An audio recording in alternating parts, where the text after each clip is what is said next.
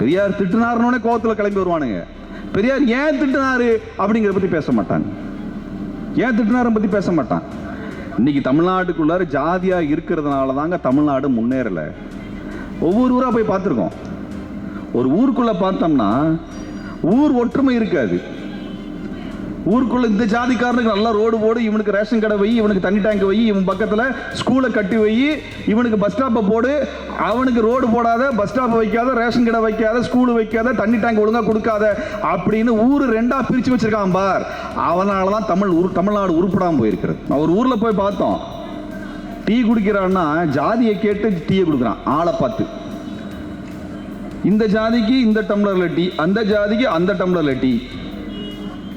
வச்சிருக்கிற கொட்டாயை பார்த்தா 4 கீத்து கொட்டாயை போட்டு அது மிஞ்சி போனால் 2000 ரூபாய்க்கு ஒரு டீ கடையை வச்சிருக்கிறான். நான் கேட்குறேன், ஏண்டா ஃபினிக்ஸ் மால்னு ஒரு மால் கட்டி வச்சிருக்கிறான் 400 கோடி ரூபாயில. அங்கே யார் வேணா போய் டீ சாப்பிடலாம்டா, யார் வேணா போய் சாப்பாடு சாப்பிடலாம்டா, யார் வேணா போய் சினிமா பார்க்கலாம்டா. அவன்கிட்டலாம் ஜாதி கேட்கலடா. அவன் வளருவானா? 4 கீத்து கொட்டாயை போட்டிருக்க நீ வளருவியா? அறிவேனா? ஒரே ஊர்ல இருக்கக்கூடிய உன் மக்களை ஜாதி பார்த்து பிரிச்சா முதல்ல உனக்கு எப்படா வளர்ச்சி வரும்? தமிழ்நாட்டில் நடந்த கலவரங்கள், தமிழ்நாட்டில் கலவரங்கள் நடந்தது இல்லைங்க. ஜாதி கலவரம் நடக்குது, திரும்ப அடிக்கிறான் திரும்ப அடிக்கிறான், நடந்துட்டு இருக்குது. ஆனா மத கலவரமாக நடத்தி ஊருக்குள்ள மார்வாடியை கொண்டாந்து இறக்கணானே, அது யார் செஞ்சது? பிஜேபி கார செஞ்சது. கோயம்புத்தூர்ல கலவரம் கொண்டு வந்தான், கலவரம் பண்ணிக்கிட்டே இருந்தான். 1980 இருந்து கோயம்புத்தூர் கலவரம் கொண்டு வரதுக்கு முயற்சி பண்ணி 20 வருஷத்துல முஸ்லீம்களுக்கு எதிராக பெரிய கலவரம் பண்ணா. முடிஞ்சது பார்த்தா நம்ம ஆளுங்களுக்கு பைத்தியம் பிடிச்சி போய் மதவெறி பண்ணி கலவரம் பண்ணி எல்லாம் ஓஞ்சதுக்கு அப்புறம் பார்த்தா அந்த ஊர்ல இருக்கக்கூடிய முக்கியமான தெருவில் எல்லாம் மார்வாடிக்காரன் கொட்டாயை போட்டு உட்காந்துட்டான், கடையை திறந்துட்டான், தொழிலெல்லாம் நாசமா போச்சு. தமிழங்கையில் கிடையாது. கோயம்புத்தூருக்குள்ள தமிழங்கையில் தொழில் கிடையாது, சேட்டு மார்வாடி கையில் இருக்குது. வாழ்க்கை வரலாறுல நம்மளுக்கு குஜராத்துக்காரனுக்கு ஏதாவது சம்பந்தம் இருக்குதா? நம்மளுக்கு உத்தரப்பிரதேசக்காரனுக்கு ஏதாவது சம்பந்தம் இருக்குதா? நம்மளுக்கு இந்த பானிபூரிக்காரனுக்கு ஏதாவது தொடர்பு இருக்கிறதா? நம்மளுக்கு இந்த பீடா வாயனுக்கு ஏதாவது தொடர்பு இருக்கிறதா? நம்மளுக்கு இந்த சேட்டுக்கு ஏதாவது தொடர்பு இருக்கிறதா? இவனுக்கெல்லாம் நம்மளுக்கு ஏதாவது நல்லது பண்ணியிருக்கானுங்களா? ஆனா இவன் என்ன சொல்றான்? நான் வைக்கக்கூடிய பரீட்சையில் எழுதினாதான்டா உன் புள்ள டாக்டருங்கிறான். அதை பார்த்துட்டு கை கட்டி வேடிக்கை பார்த்துட்டு உட்கார்ந்து இருக்கிறோம். இதை விட அவமானம் பேர் என்ன? நம்ம பிள்ளைங்க டாக்டர் ஆக முடியல. எங்க? உத்தரப்பிரதேசத்திலயோ ஹரியானாலயோ மத்திய பிரதேசத்துக்கு போய் டாக்டர் ஆக சொல்லல. என் ஊர்ல நாங்க கட்டின கல்லூரியில எங்க புள்ள படிச்சு டாக்டர் ஆக முடியலன்னால் என்னத்துக்கு இந்தியாவில் நாங்க இருக்கிறோங்கிற கேட்கிற கேள்வியை தந்தை பெரியார் அன்னைக்கு எழுப்பிட்டார். பிஜேபியோட உண்மையான ஒரே எதிரி மேற்பதனல் இயக்கம் தான். ஒரே இயக்கம் மேற்பதனல் இயக்கம். எவ்வளவு எண்ணிக்கைங்கிறது முக்கியம் அல்ல. நீங்க விடுதலை புலிகள் உயர்ந்த பொழுது அங்கே இருந்த பிற தமிழ் அமைப்புகள் விடுதலை புலிகளினுடைய உறுப்பினர்களை விட அதிகமான உறுப்பினர்களை வைத்திருந்தார்கள். விடுதலை புலிகள் அமைப்பை விட இலங்கையினுடைய ராணுவம் மிகப்பெரிய படையை வைத்திருந்தது. எண்ணிக்கை முக்கியம் அல்ல, லட்சியத்தை நோக்கிய அந்த வேட்கை தான் முக்கியம் என்று விடுதலை புலிகள் நிரூபித்து காட்டினார்கள்.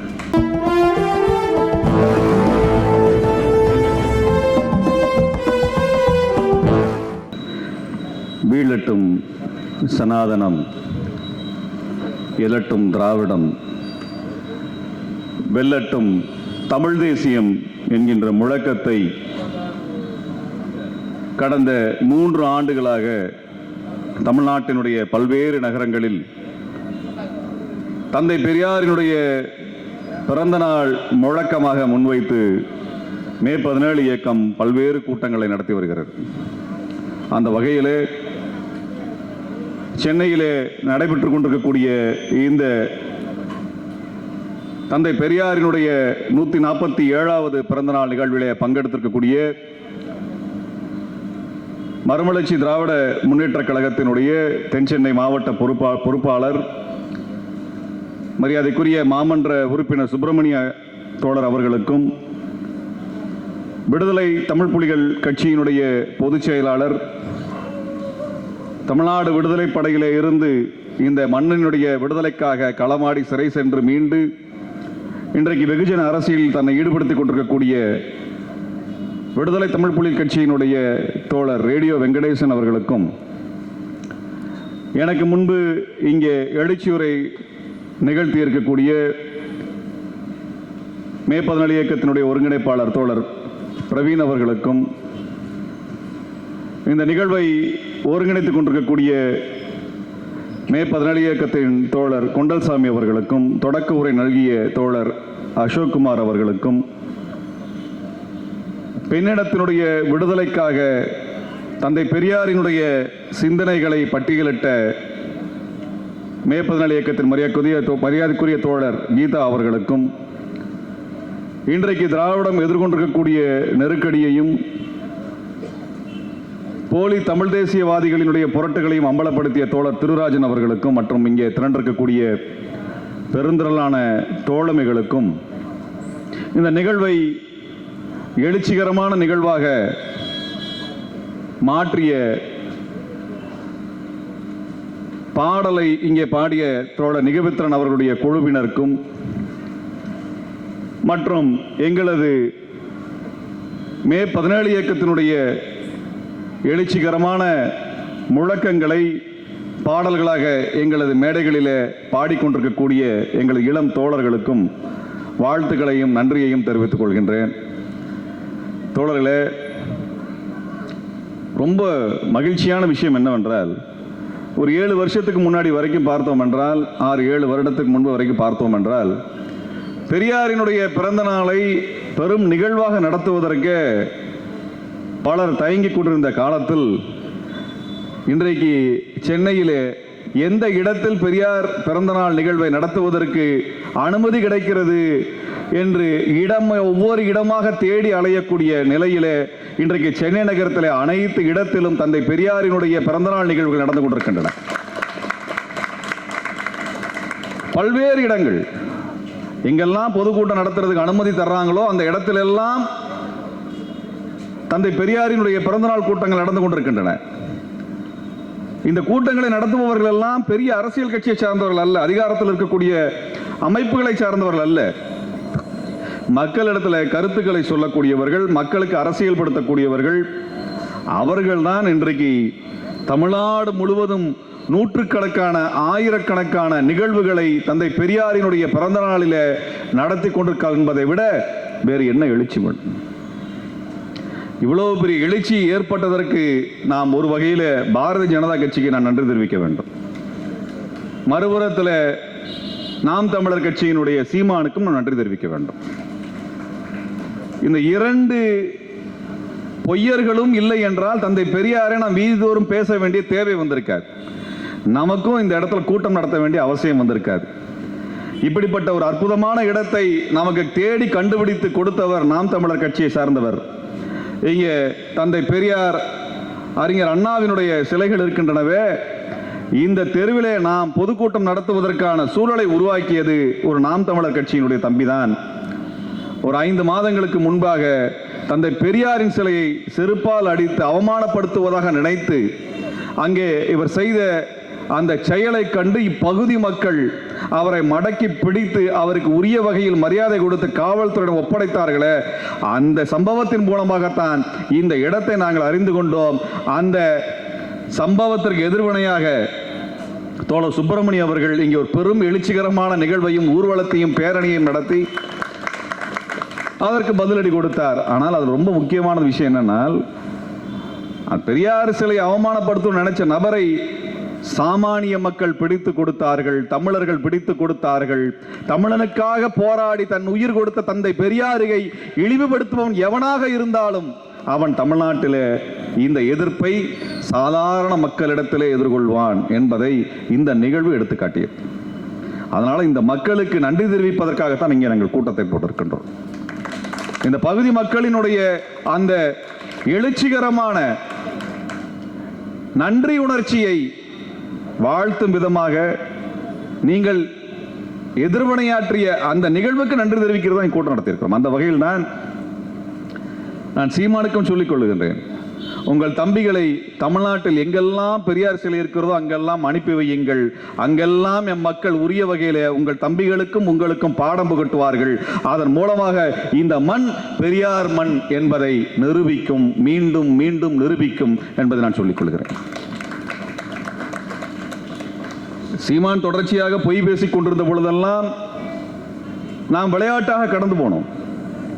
ஆனால் இன்றைக்கு தந்தை பெரியாரை பற்றி இழிவாக பேசுகின்ற ஒரு துணிச்சல் அவருக்கு வந்ததோ, மே 14 இயக்க தோழர்கள் கிளர்ந்து எழுந்தார்கள்.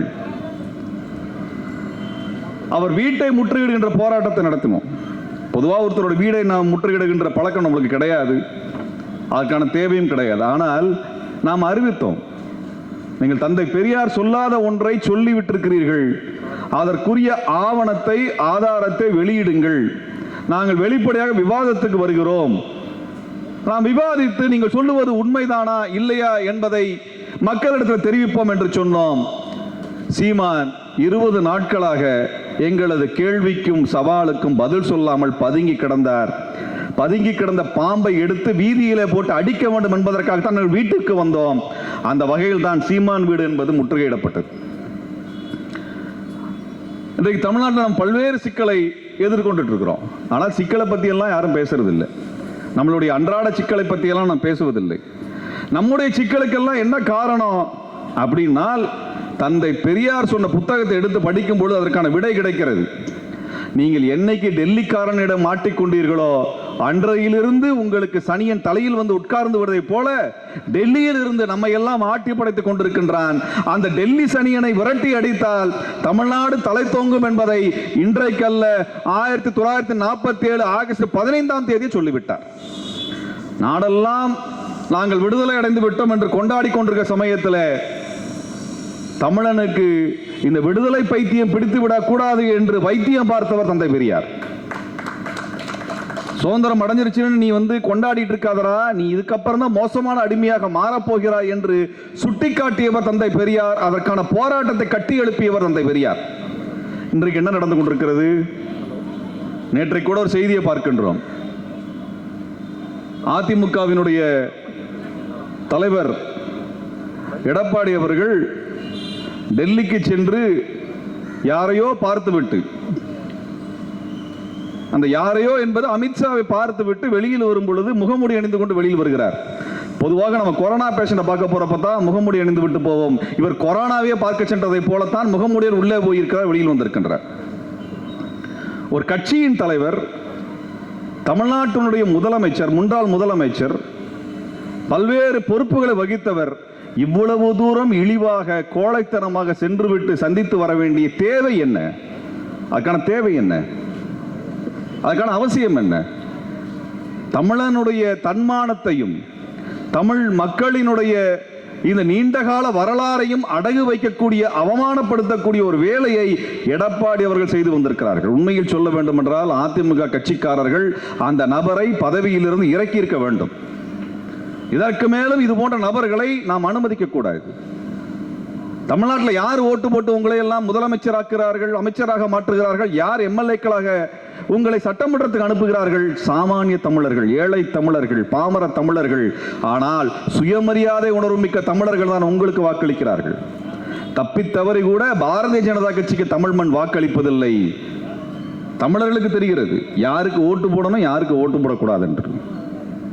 எங்களுக்கு திமுகவுக்கு ஓட்டு போட பிடிக்கலை என்றால் அதிமுகவுக்கு போடுகிறோம், அதிமுகவுக்கு போடவில்லை என்ற பிடிக்கவில்லை என்றால் திமுகவிற்கு போடுகின்றோம், அல்லது மூன்றாவது மாநில கட்சிக்கு போடுகிறோம். ஆனால் ஒருபொழுதும் வடநாட்டான் கட்சிக்கும் இந்திக்காரன் கட்சியாக பாரதிய ஜனதா கட்சிக்கும் ஓட்டு போட மாட்டோம், அவனை தேர்ந்தெடுக்க மாட்டோம். நீ எப்பேற்பட்ட அதிகாரத்தில் இருந்தாலும் உனக்கு ஒரு வாக்குகள் கூட எங்கள் மண்ணிலிருந்து விழுந்து நீ வெற்றி பெற்று விட முடியாது என்று தெளிவாக தெரிவிக்கிறானே, அந்த தமிழனை எடப்பாடி அவர்கள் இழிவுபடுத்தியிருக்கிறார். அதை ஒரு காலத்திலும் மன்னிக்க முடியாது, ஒரு காலத்திலும் மன்னிக்க முடியாது. வீரட்டும் சனாதனம் என்று பேசி இருக்கின்றோம். எதற்காக சனாதனம், எதற்கு வீழ வேண்டும்? நம்ம கிட்ட என்ன பிரச்சனை என்றால், நம்மளுடைய கடவுள் நம்பிக்கை எல்லாம் அவன் இந்து மதம் என்று சொல்லிவிடுகின்றான். நாமெல்லாம் இந்துக்கள் என்று நம்பிவிட்டால் நீங்கள் சனாதனவாதிகளே, நீங்கள் சனாதனத்திற்குள் வந்துவிட்டவர்கள் என்று சொல்லுகிறான். நமக்கே தெரியாமல் நம்மை அடிமையாக்குகின்ற வேலையை இந்த பாரதிய ஜனதா கட்சிக்காரன் செய்து கொண்டிருக்கிறான் என்பதை நாம் மறந்துவிடக்கூடாது. அதுதான் இங்கே பிரச்சனை.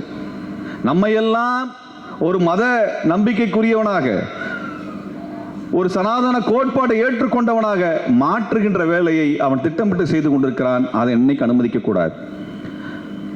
நாமெல்லாம் இந்துக்களா, நாமெல்லாம் இந்துத்துவவாதிகளா, நாமெல்லாம் சனாதனவாதிகளா என்ற கேள்வியை திரும்ப திரும்ப கேள்வி கேட்க வேண்டும். அதைத்தான் தந்தை பெரியார் கேட்கிறார். கடவுள் நம்பிக்கை வேற, மத நம்பிக்கை வேறங்க. நீங்கள் கடவுள் நம்பிக்கையோடு இருப்பதை பற்றி யாருக்கும் பிரச்சனை இல்லை, அது உங்களோட தனிப்பட்ட விருப்பு வெறுப்பு. ஆனால் நீங்கள் மத நம்பிக்கை பெற்றவனாக மாறிவிடுகிறீர்கள் என்றால், மத வெறியனாக மாறிவிடுகிறீர்கள் என்றால், அது பிற மதமும் பிற கடவுளை வணங்குகிறவனுக்கு எதிரான ஒரு உணர்வு நிலைக்கு உங்களுக்கு கொண்டு வந்து சேர்த்து விடும். அது எந்த இடத்திலும் நீங்கள் மனிதனாக இருக்க முடியாது. உங்களுக்கு நல்லா இருக்கணுங்கிறதுக்காக நீங்க சாமி கும்பிட போறீங்க, அது கடவுள் நம்பிக்கை. ஆனால் என் கடவுள் என் மதம் மட்டும்தான் யோக்கியன் என்று பேச ஆரம்பித்தால் நீங்கள் பிற மதத்தை பிற கடவுளை வணங்கக்கூடியவனை எதிரியாக பார்த்து விடுகிறீர்கள். அந்த இடத்தில் நீங்கள் மனிதனாகவே இல்லை என்பதை மறந்துவிடக்கூடாது. அதிலையும் குறிப்பாக தமிழர்கள் இந்துக்கள் அல்ல. நாங்கள் எல்லா மேடையிலும் சொல்லி வருகிறோம், தமிழர்கள் இந்துக்கள் அல்ல. தமிழர்களுடைய இலக்கியத்தில் எந்த இடத்திலுமே பாரதம் என்றோ இந்து மதம் என்றோ ஒரு வார்த்தை கூட இல்லை. ஒரு இடத்துல கூட ஒரு வார்த்தை கூட இல்லை. இவன் வணங்கக்கூடிய எந்த சாமியின் பெயரும் நம்மளுடைய இலக்கியத்தில் 2000 வருட வரலாறுல இல்லை. அப்ப நம்ம யார்? நான் என்ன கேட்கிறேனால், நாம கும்பிடக்கூடிய ஐயனாரோ அம்மனோ வடநாட்டில் இருக்கிறதா? மோடி கும்பிடுகிறாரா? அல்லது சுப்பிரமணிய சாமி கும்பிடுறானா? அல்லது அமித்ஷா கும்பிடுகிறாரா? அல்லது பாஜக கும்பல் ஏதேனும் கும்பிடுகிறதா? அங்கே கோயில் கட்டி இருக்கிறதா? கும்பாபிஷேகம் செய்திருக்கிறதா? எந்த தகவலும் இல்லையே. அப்புறம் நீயும் நானும் ஒன்று. இங்கே இருக்கக்கூடிய பள்ளிவாசலை பார்த்தால் உலகெங்கிலும் இருக்கக்கூடிய இஸ்லாமியர் பள்ளிவாசல் ஒரே விரதமாகத்தான் இருக்கிறது. அளவில் மாறுபடலாம், ஆனால் குணத்தால் மாறுபாடு இல்லை. அங்கு வேறு வேறு கடவுள்கள் இல்லை. ஆனால் இங்கே என்ன விஷயம்? நாங்கெல்லாம் இந்துங்கிற, நாங்க இங்க மாரியம்மனை கும்பிடுறோம், நீ இந்துங்கிற, நீ அங்கே சாமி கும்பிடுறதே இல்லை. அப்ப நீயும் நானும் எப்படா ஒரே மதமாக மாற முடியும்? நீயும் நானும் எப்படி ஒண்ணு? நம்ம என்ன பண்றோம்? சாமியை கும்பிடணும்னா பலி கொடுக்கிறோம், பலி கொடுக்கிறோம், ஆடு பலி கொடுக்கிறோம், கோழி பலி கொடுக்கிறோம். நீ என்னைக்கு கொடுத்துருக்கிற? இப்ப என்ன பண்றான்னா நம்ம எல்லாம் வெஜிடேரியனா மாத்திட்டு இருக்கிறான். நம்மளெல்லாம் என்ன பண்றான்? வெஜிடேரியனா மாத்துறான். வாரத்தில் ஒரு நாள் அசைவ உணவு எடுக்க வேண்டாம் அப்படின்னு ஒரு காலத்தில் பேசிட்டு இருந்தாங்க. இன்னைக்கு என்ன ஆச்சுன்னா, வாரத்தில் ஒரு நாள் மட்டும் அசைவ உணவை சாப்பிடலாம், மற்ற நாளெல்லாம் சைவ உணவை சாப்பிடலான்னு எல்லாத்தையும் சைவ பிராணிகளாக மாற்றிக் கொண்டிருக்கிறார்கள். எல்லாத்தையும் சைவ பிராணியா மாத்திட்டு இருக்கிறான். எதுக்கு? ஐயருங்களுக்கு வெஜிடேரியன் சாப்பாடு பிடிக்குதுன்னா சாப்பிடட்டும். ஆனா அதுதான் புனிதமானது, அதுதான் கடவுளுக்கு நல்லதுன்னு கடவுள் சொல்லிச்சா? கடவுள் சொல்லிச்சா? எந்த கடவுளை வந்து சொல்லிச்சா? நம்மளுடைய எல்லா கோவில்களிலும், ஐயனார் கோவிலை தவிர எல்லா கோவில்களிலும் ஆடு கோழி பலியிடுவது என்பது வழக்கம். ஆடு கோழி பலியிடாம நம்ம சாமி கும்பிட்ட வழக்கமே கிடையாது, வேண்டுதல் செய்த வழக்கமே கிடையாது.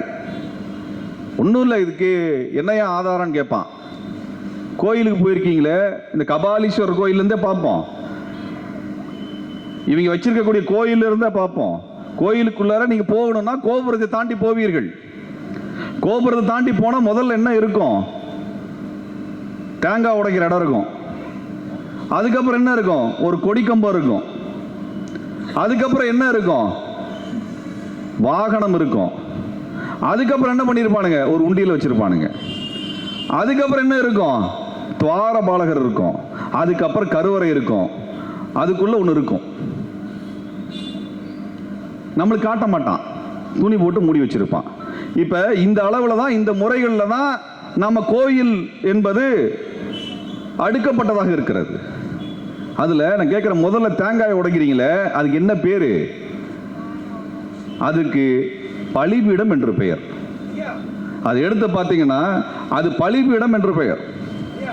அப்படிப்பட்ட ஒரு விஷயம்தான் நம்மளுக்கு தேங்காய் உடைக்கிற இடமா மாத்தி இருக்கிறான். தேங்காய் உடைக்கிற இடத்துக்கான வழிமுறை வேற. அந்த பலிகூடத்தில் இருக்கக்கூடிய கல்லையும் பார்த்தீங்கன்னா ஒரு ஆடையோ ஒரு கோழியையோ பலியிடக்கூடிய விஷயமாகத்தான் அந்த இடம் வைக்கப்பட்டிருக்குது. அப்படிப்பட்ட ஒரு இடத்துல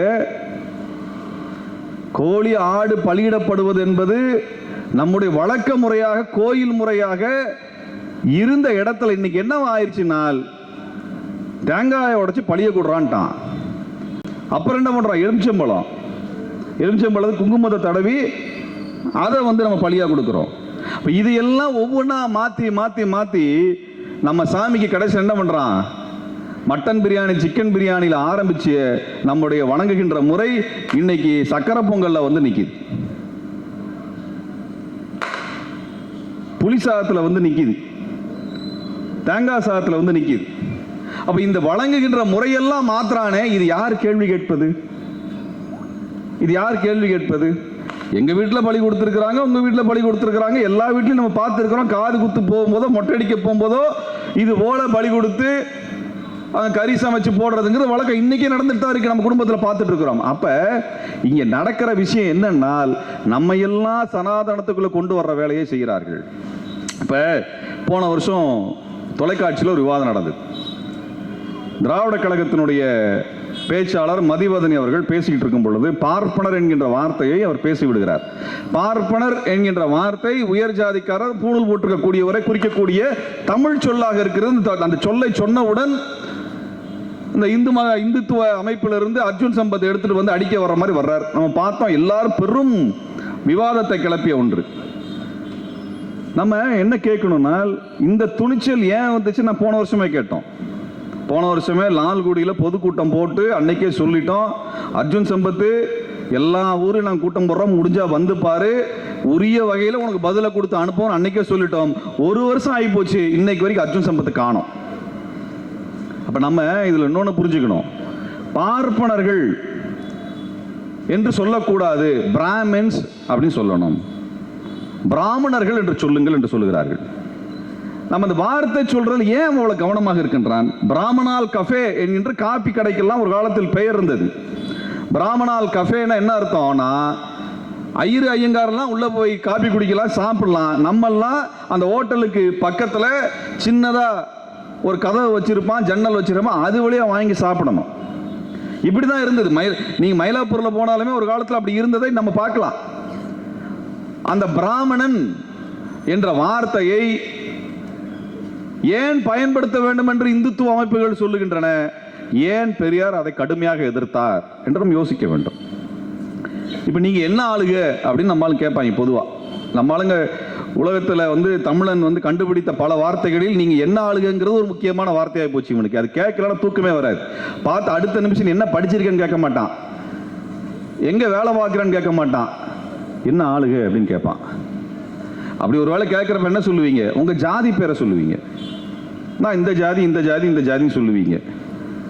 ஆனா ஐயரு ஐயங்காரா இருக்கிறவங்க, நான் ஐயருன்னு சொன்னா அது ஜாதி, ஐயங்காரன்னு சொன்னா அது ஜாதி. ஆனா அதை சொல்ல மாட்டாங்க, நாங்க பிராமின்ஸ் அப்படின்வாங்க. சொல்றாங்களா இல்லையா? பிராமணர்கள் சொல்லுவாங்க. அதனோட ஜாதி பேரை சொல்லாம பிராமணன் என்று சொல்லுகிறாய், பிராமின்ஸ் எப்படி சொல்ற? பிராமின்ஸ் ஒன்லின்னு நம்ம போட்டு மாம்பழத்துல போர்டு போட்டிருப்பான், வாடகைக்கு என்றால் பிராமின்ஸ் ஒன்லின்னு போட்டிருப்பான். ஐயர் ஒன்லி ஐயங்கார் ஒன்லிலாம் போட்டிருக்க மாட்டான். ஐயர் என்றால் அது ஒரு அவர்களுடைய கடவுள் நம்பிக்கை சார்ந்த உண்டு. அவர்கள் சைவ கடவுளை நம்பக்கூடியவர்களாக, சிவனை வணங்கக்கூடியவர்களாக இருப்பார்கள். ஐயங்கார் என்றால் வைணவத்தை நம்பக்கூடியவர்களாக, வடகலையாவோ தென்கலையாவோ இருப்பார்கள். அது ஜாதிய ரீதியாக பிரிக்கிறார்கள். அந்த அடிப்படையில் அவர்களை வணங்குகின்ற முறையின் அடிப்படையில் அந்த ஜாதியை புரிந்து கொள்ளலாம். அது நம்மளுக்கு சிக்கல் இல்லை.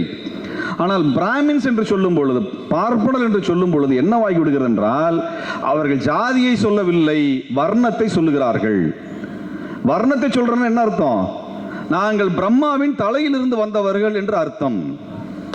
உன் ஜாதி பேரை கேட்டா நான் என் ஜாதி பேரை சொல்றேன், அவர் ஜாதி பேரை சொல்ற, நீ உன் ஜாதி பேரை சொல்லு அப்படின்னா அது கதை வேற. ஆனா இங்க என்ன சொல்றாங்கன்னா, நீங்க உங்க ஜாதி பேரை சொல்லுவீங்க. நீங்க வன்னியர் இருந்தவங்க, கோணம் இருந்தவங்க, பறையர் இருந்தவங்க, கவுண்டர்னு சொல்லுவீங்க, ரெட்டியார்னு சொல்லுவீங்க, ஏதோ ஒரு சாதியை சொல்லுவீங்க. அவரு we are Brahmins, பார்ப்பனர்கள் அல்லது பிராமணர்கள் என்று சொல்லுவார்கள். அப்படின்னா என்ன அர்த்தம்னால், நீங்க சொல்றதெல்லாம் ஜாதி, அவர் சொல்றது வர்ணம். ஜாதிக்கு மேல வர்ணம் என்னன்னால், வர்ணம் தான் ஏற்றத்தாழ்வை உறுதி செய்யக்கூடிய கட்டமைப்பு. பிரம்மாவின் தலையிலிருந்து பிறந்தவர்கள் நாங்கள் அர்த்தம். நான் பிராமின் அப்படின்னு சொன்னா என்ன அர்த்தம்னா, நான் பிரம்மாவின் தலையிலிருந்து பிறந்தவன் அர்த்தம். நான் ஐயர்னு சொன்னால் நான் சைவத்தை நம்புகிறேன் என்ற அர்த்தம். நான் ஐயங்கார்னு சொன்னா வைணவத்தை ஏற்றுக்கொண்டவன் அர்த்தம். ஆனா பிராமின்ஸ் சொன்னா நான் பிரம்மாவின் தலையிலிருந்து பிறந்தவன் அர்த்தம். அப்படின்னா நீ பிரம்மாவின் தலையிலிருந்து பிறந்தா நான் எங்கடா பிறந்தேன்றதை நான் சொல்ல வேண்டி இருக்கிறது. அப்படி பார்த்தா உன்னுடைய ஃபார்முலா படி நான் பிரம்மாவின் காலிலிருந்து பிறந்தவன் அர்த்தம். அப்ப ஜாதி பேரை சொல்றா, திரும்ப ஜாதி பேரை சொல்லுகிறான்னா அந்த அடையாளம் வேற. ஆனால் நீங்கள் ஜாதி பேரை சொல்லும் பொழுது வர்ணத்தின் பெயரை அவன் சொல்லுகிறான் என்றால் உங்களை இழிவுபடுத்துகிறான் என்ற அர்த்தம். உங்களை இழிவுபடுத்துறான் அர்த்தம். அவரும் அவர் ஜாதி பேரை சொல்லிட்டார், ஐயரு ஐயங்கார்னு சொல்லிட்டாருன்னா, அல்லது சர்மான்னு சொல்லிட்டாருன்னா, பாண்டேன்னு சொல்லிட்டாருன்னா அது வேற. அவர் ஜாதியை சொல்லிடுறாரு. ஆனால் நான் பிரம்மாவின் தலையிலிருந்து பிறந்த அந்த அர்த்தத்தில் நான் பிராமணன் என்று சொல்லிவிட்டால் நம்ம யாருன்னு அர்த்தம். நம்ம யாரு? பிரம்மாவின் எங்கிருந்து பிறந்தோம்? கால்ல இருந்து பிறந்தோம்னு அர்த்தம். ஆக இந்த வார்த்தை என்பதை நுணுக்கமாக பயன்படுத்தி கொண்டிருக்கிறார்கள். நீ ஐயரா இருக்கலாம், ஐயங்கரா இருக்கலாம், சைவமா இருக்கலாம், வைணவமா இருக்கலாம், வைணவத்தில் வடகலையா இருக்கலாம், தென்கலையா இருக்கலாம், அதெல்லாம் பிரச்சனை இல்லை. நீங்கள் எல்லாம் பிரம்மாவின் தலையிலிருந்து பிறந்தவர்கள், நாங்கள் எல்லாம் பிரம்மாவின் காலிலிருந்து பிறந்தவர்கள் என்றால் அதனால தான் பிராமணர்கள் என்று சொல்ல வார்த்தையை பயன்படுத்தாமல் பார்ப்பனர் என்று அடையாளப்படுத்துகின்றார் தந்தை பெரியார் அவர்கள். ஒரு வார்த்தைக்குள்ள எவ்வளவு அரசியல் இருக்குது. நம்ம அதெல்லாம் அப்படி எப்படி கடந்து போறோம், அப்படி எப்படி கடந்து போறோம். இதுல பார்ப்பனர் என்ற வார்த்தையை பயன்படுத்தினால் பார்ப்பனருக்கு கோபம் வரலாம். பார்ப்பன அடிமையாக இருக்கக்கூடிய அர்ஜுன் சம்பத்துக்கு ஏன் கோபம் வருகிறது? அவருக்கு ஏன் கோபம் வருகிறது? அவர் ஏற்றுக்கொண்டு விட்டார், நான் பிரம்மாவின் காலில் இருந்து பிறந்த தீண்டத்தகாதவன், இழிபிறப்பாளன் என்று மனு தர்மம் சொல்லுவதை நான் ஏற்றுக்கொண்டு விட்டேன் என்று அவர் ஏற்றுக்கொண்டிருக்கிறார். அதில் ஒன்றும் பிரச்சனை இல்லை, அவருடைய சுயமரியாதை சம்பந்தப்பட்ட விஷயம். ஆனால் தந்தை பெரியார் என்ன சொல்கிறார் என்றால், நீங்கள் இப்படியான படிநிலை அடக்குமுறைக்கு ஒரு நாளும் ஒத்துக்காதீங்கன்னு சொல்றார் தந்தை பெரியார். அதை தான் சொல்றார். நம்ம ஆளுங்க என்ன சொல்றாங்க, தந்தை பெரியார் கடவுள் இல்லைன்னு சொல்லிட்டாருப்பா அப்படி அதோட முடிச்சுக்கிறான். பெரியார் அந்த இடத்துக்கு எப்ப வர்றார்னால், உன் சுயமரியாதையை கெடுத்துக்கொண்டு நீ ஒரு மதத்திலே ஒரு கடவுள் நம்பிக்கையில இருக்காதே என்று சொல்லுகிறார். ஆனால் அவன் என்ன சொல்றான்னா, இல்ல நான் அதெல்லாம் இல்லை, நான் எங்க மதத்துல எங்க சாமி என்ன சொல்லுது அப்படின்னா, நானெல்லாம் இழிபிறப்பாளன், பிரம்மாவின் காலில் இருந்து பிறந்தவன் சொல்லுது, அதனால நான் ஏத்துக்கணும் அப்படின்னு சொல்லும் பொழுதுதான் தந்தை பெரியார் சொல்றாரு, உன்னுடைய இழிவு நிலையை நான் போன்னு வேண்டாம், அதை விட்டுட்டு வெளியே வான்னு சொன்னா என் மதம் சொல்லுச்சுன்னு சொல்ற, அப்படி உன் மதமே வேண்டாம், அது தூக்கி போட்டு வாங்குறாரு. அது எப்படி என் மதத்தை தூக்கி போட்டு வர்றது? எங்க வேதம் அதையெல்லாம் சொல்லி கொடுத்துச்சு அப்படிங்கிறாரு. அப்ப வேதத்தை தூக்கி போடுறாங்கிறாரு. வேதத்தை எப்படி தூக்கி போட முடியும்? வேதத்தை எங்க கடவுள் தான் உருவாக்கி கொடுத்தாரு அப்படிங்கிறாரு. அதுக்கு பெரியார் சொல்றாரு, அப்படின்னா அந்த கடவுளே வேண்டாம்டா, கடவுள் விட்டு வாடாங்கிறார். அப்படித்தான் அவர் கடவுள் எதிர்ப்பு என்கின்ற இடத்திற்கு, நாத்திகராக மாறுகின்ற இடத்திற்கு அவரை தள்ளுகிறார்கள். பெரியாரை வெறும் நாத்திகராக பார்ப்பது என்பது தவறு. அவர் நம்முடைய சுயமரியாதை உணர்வை பாதுகாக்கக்கூடிய எந்த வழிமுறையாக இருந்தாலும் அந்த வழிமுறை ஏற்றுக்கொள் என்று சொல்லுகிறார். அந்த வழிமுறை ஏற்றுக்கோங்கிறார். அதுதான் பெரியாரினுடைய சிறப்பு. பெரியார் எந்த வழியில் உன் சுயமரியாதை காப்பாற்றிக்க வழி இருக்கிறதோ அதை பண்ணு.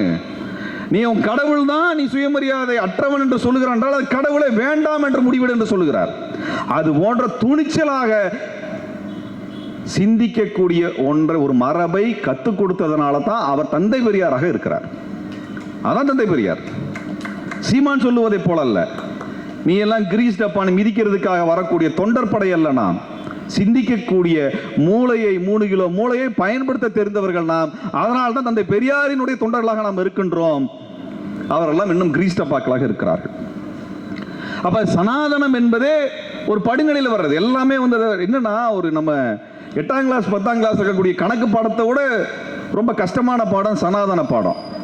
அவன் ஜாதியானா ஜாதின்னு பேசுவான், அதுக்கு மேல கேள்வி கேட்டா வர்ணத்தின்னு பேசுவான், வர்ணத்தை என்னடான்னு கேள்வி கேட்டோம்னா கர்மான்னுவான், கர்மாவை பத்தி கேள்வி கேட்டோம்னா தர்மா அப்படின்னுவான், இதுக்கு மேல கேள்வி கேட்டா வேதம்னு சொல்லுவான், வேதத்தை கேள்வி கேட்டா ஸ்ருதி இருக்குது ஸ்மிருதி இருக்குன்னு சொல்லுவான். இப்படி கணக்கு மேல கணக்கா சொல்லி கடைசியில் எதை சொல்லுவான்னா, நீ எனக்கு அடிமை, வாழ்நாள் முழுக்க எனக்கு நீ வேலை செஞ்சு போடணுங்கிறது உன்னுடைய விதி என்று சொல்லுவான். நம்ம விதி என்று நம்பிக்கொண்டுதான் இன்றைக்கு வரைக்கும் இருக்கிறோம். விதியை நம்பாதே, மதியை நம்பு என்கின்ற அரசியலை கற்றுக் கொடுத்தவர் தந்தை பெரியார். இப்ப மே 17 என்ன செய்கிறது? நாங்களும் ஒரு தேர்தல் கட்சி ஆரம்பிச்சு ஒரு எம்எல்ஏ ஆகி எம்பி ஆகி நாங்களே 234 தொகுதியிலையும் வேட்பாளரை போட்டு முதலமைச்சர் ஆகிடலாங்கிற கனவோடலாம் இங்க வரல. எங்களுக்கு என்ன விருப்பம்னா, தந்தை பெரியார் கடைசி வரைக்கும் தமிழா நீ சிந்தி யோசி, 2000 வருஷம் உன்னை போட்டு மிதிக்கிறான், இவன் கிட்ட மாட்டாத, இவனை விட்டு வெளியே வா, உலகத்தில் எப்படி பல்வேறு சாதனைகளை மேற்குலகத்தில் படைத்துக் கொண்டிருக்கிறானோ, கடவுளை தூக்கி எறிந்து விட்டு மனிதத்தை கொண்டாடி கொண்டிருக்கிறார்களோ அவர்களைப் போல நீ உயர்ந்த நிலைக்கு வா என்று சொல்லுகிறார் தந்தை பெரியார். அதை மக்களிடத்தில் சொல்லுவதுதான் எங்கள் வேலை. மே 17 இயக்கம் என்று நாங்கள் பேர் வைத்தோம். மே 17 அப்படின்னா அது என்ன தேதின்னு கேட்கிறாங்க. வேறொன்றும் இல்லை, நாம் சுயமரியாதையை மறந்து போனதினால் ஈழத்திலே, தமிழ் ஈழத்திலே மேதகு பிரபாகரன் அவர்கள் நடத்திய விடுதலை போராட்டம் அழிக்கப்பட்ட பொழுது நாம் கைகட்டி வேடிக்கை பார்த்தோம். நமக்கு சுயமரியாதை இல்லாமல் போனோம். தந்தை பெரியார் சொல்லுவதை போல வடநாட்டானுக்கு அடிமைப்பட்டு போனோம். வடநாட்டான் சொல்லக்கூடிய கட்டுப்பாட்டிற்கு கட்டுப்பட்டு போனோம். அதனால் நமது இனம் ஈழத்தில் 1,50,000 தமிழர்கள், 1,60,000 தமிழர்கள் கொன்று அழிக்கப்பட்ட பொழுது நாம் கைகட்டி வேடிக்கை பார்த்த அடிமை மனிதர்களாக மாறி போனோமே. அந்த நாள் மே 17ஆம் தேதி, மே 18ஆம் தேதி. அந்த தேதியை நம்ம மறந்துடக்கூடாது என்பதற்காகத்தான் எங்கள் இயக்கத்திற்கு இந்த பேரை வச்சிருக்கிறோம். எங்கள் இயக்கத்துக்கு தான் பேர் வச்சிருக்கிறோம். பார்க்குறவங்க கேட்பாங்க, அதென்னப்பா மே 17 இயக்கம்னு. 16 வருஷத்துக்கு முன்னாடி நீங்களும் நானும் சுயமரியாதை இல்லாமல் நம்ம இனம் கொல்லப்பட்ட பொழுது கைகட்டி வேடிக்கை பார்த்தோமே, அந்த நாளை நீங்களும் நானும் மறந்துவிடக் கூடாது என்பதற்காகத்தான் எங்கள் இயக்கத்திற்கு பேர் வச்சிருக்கிறோம்.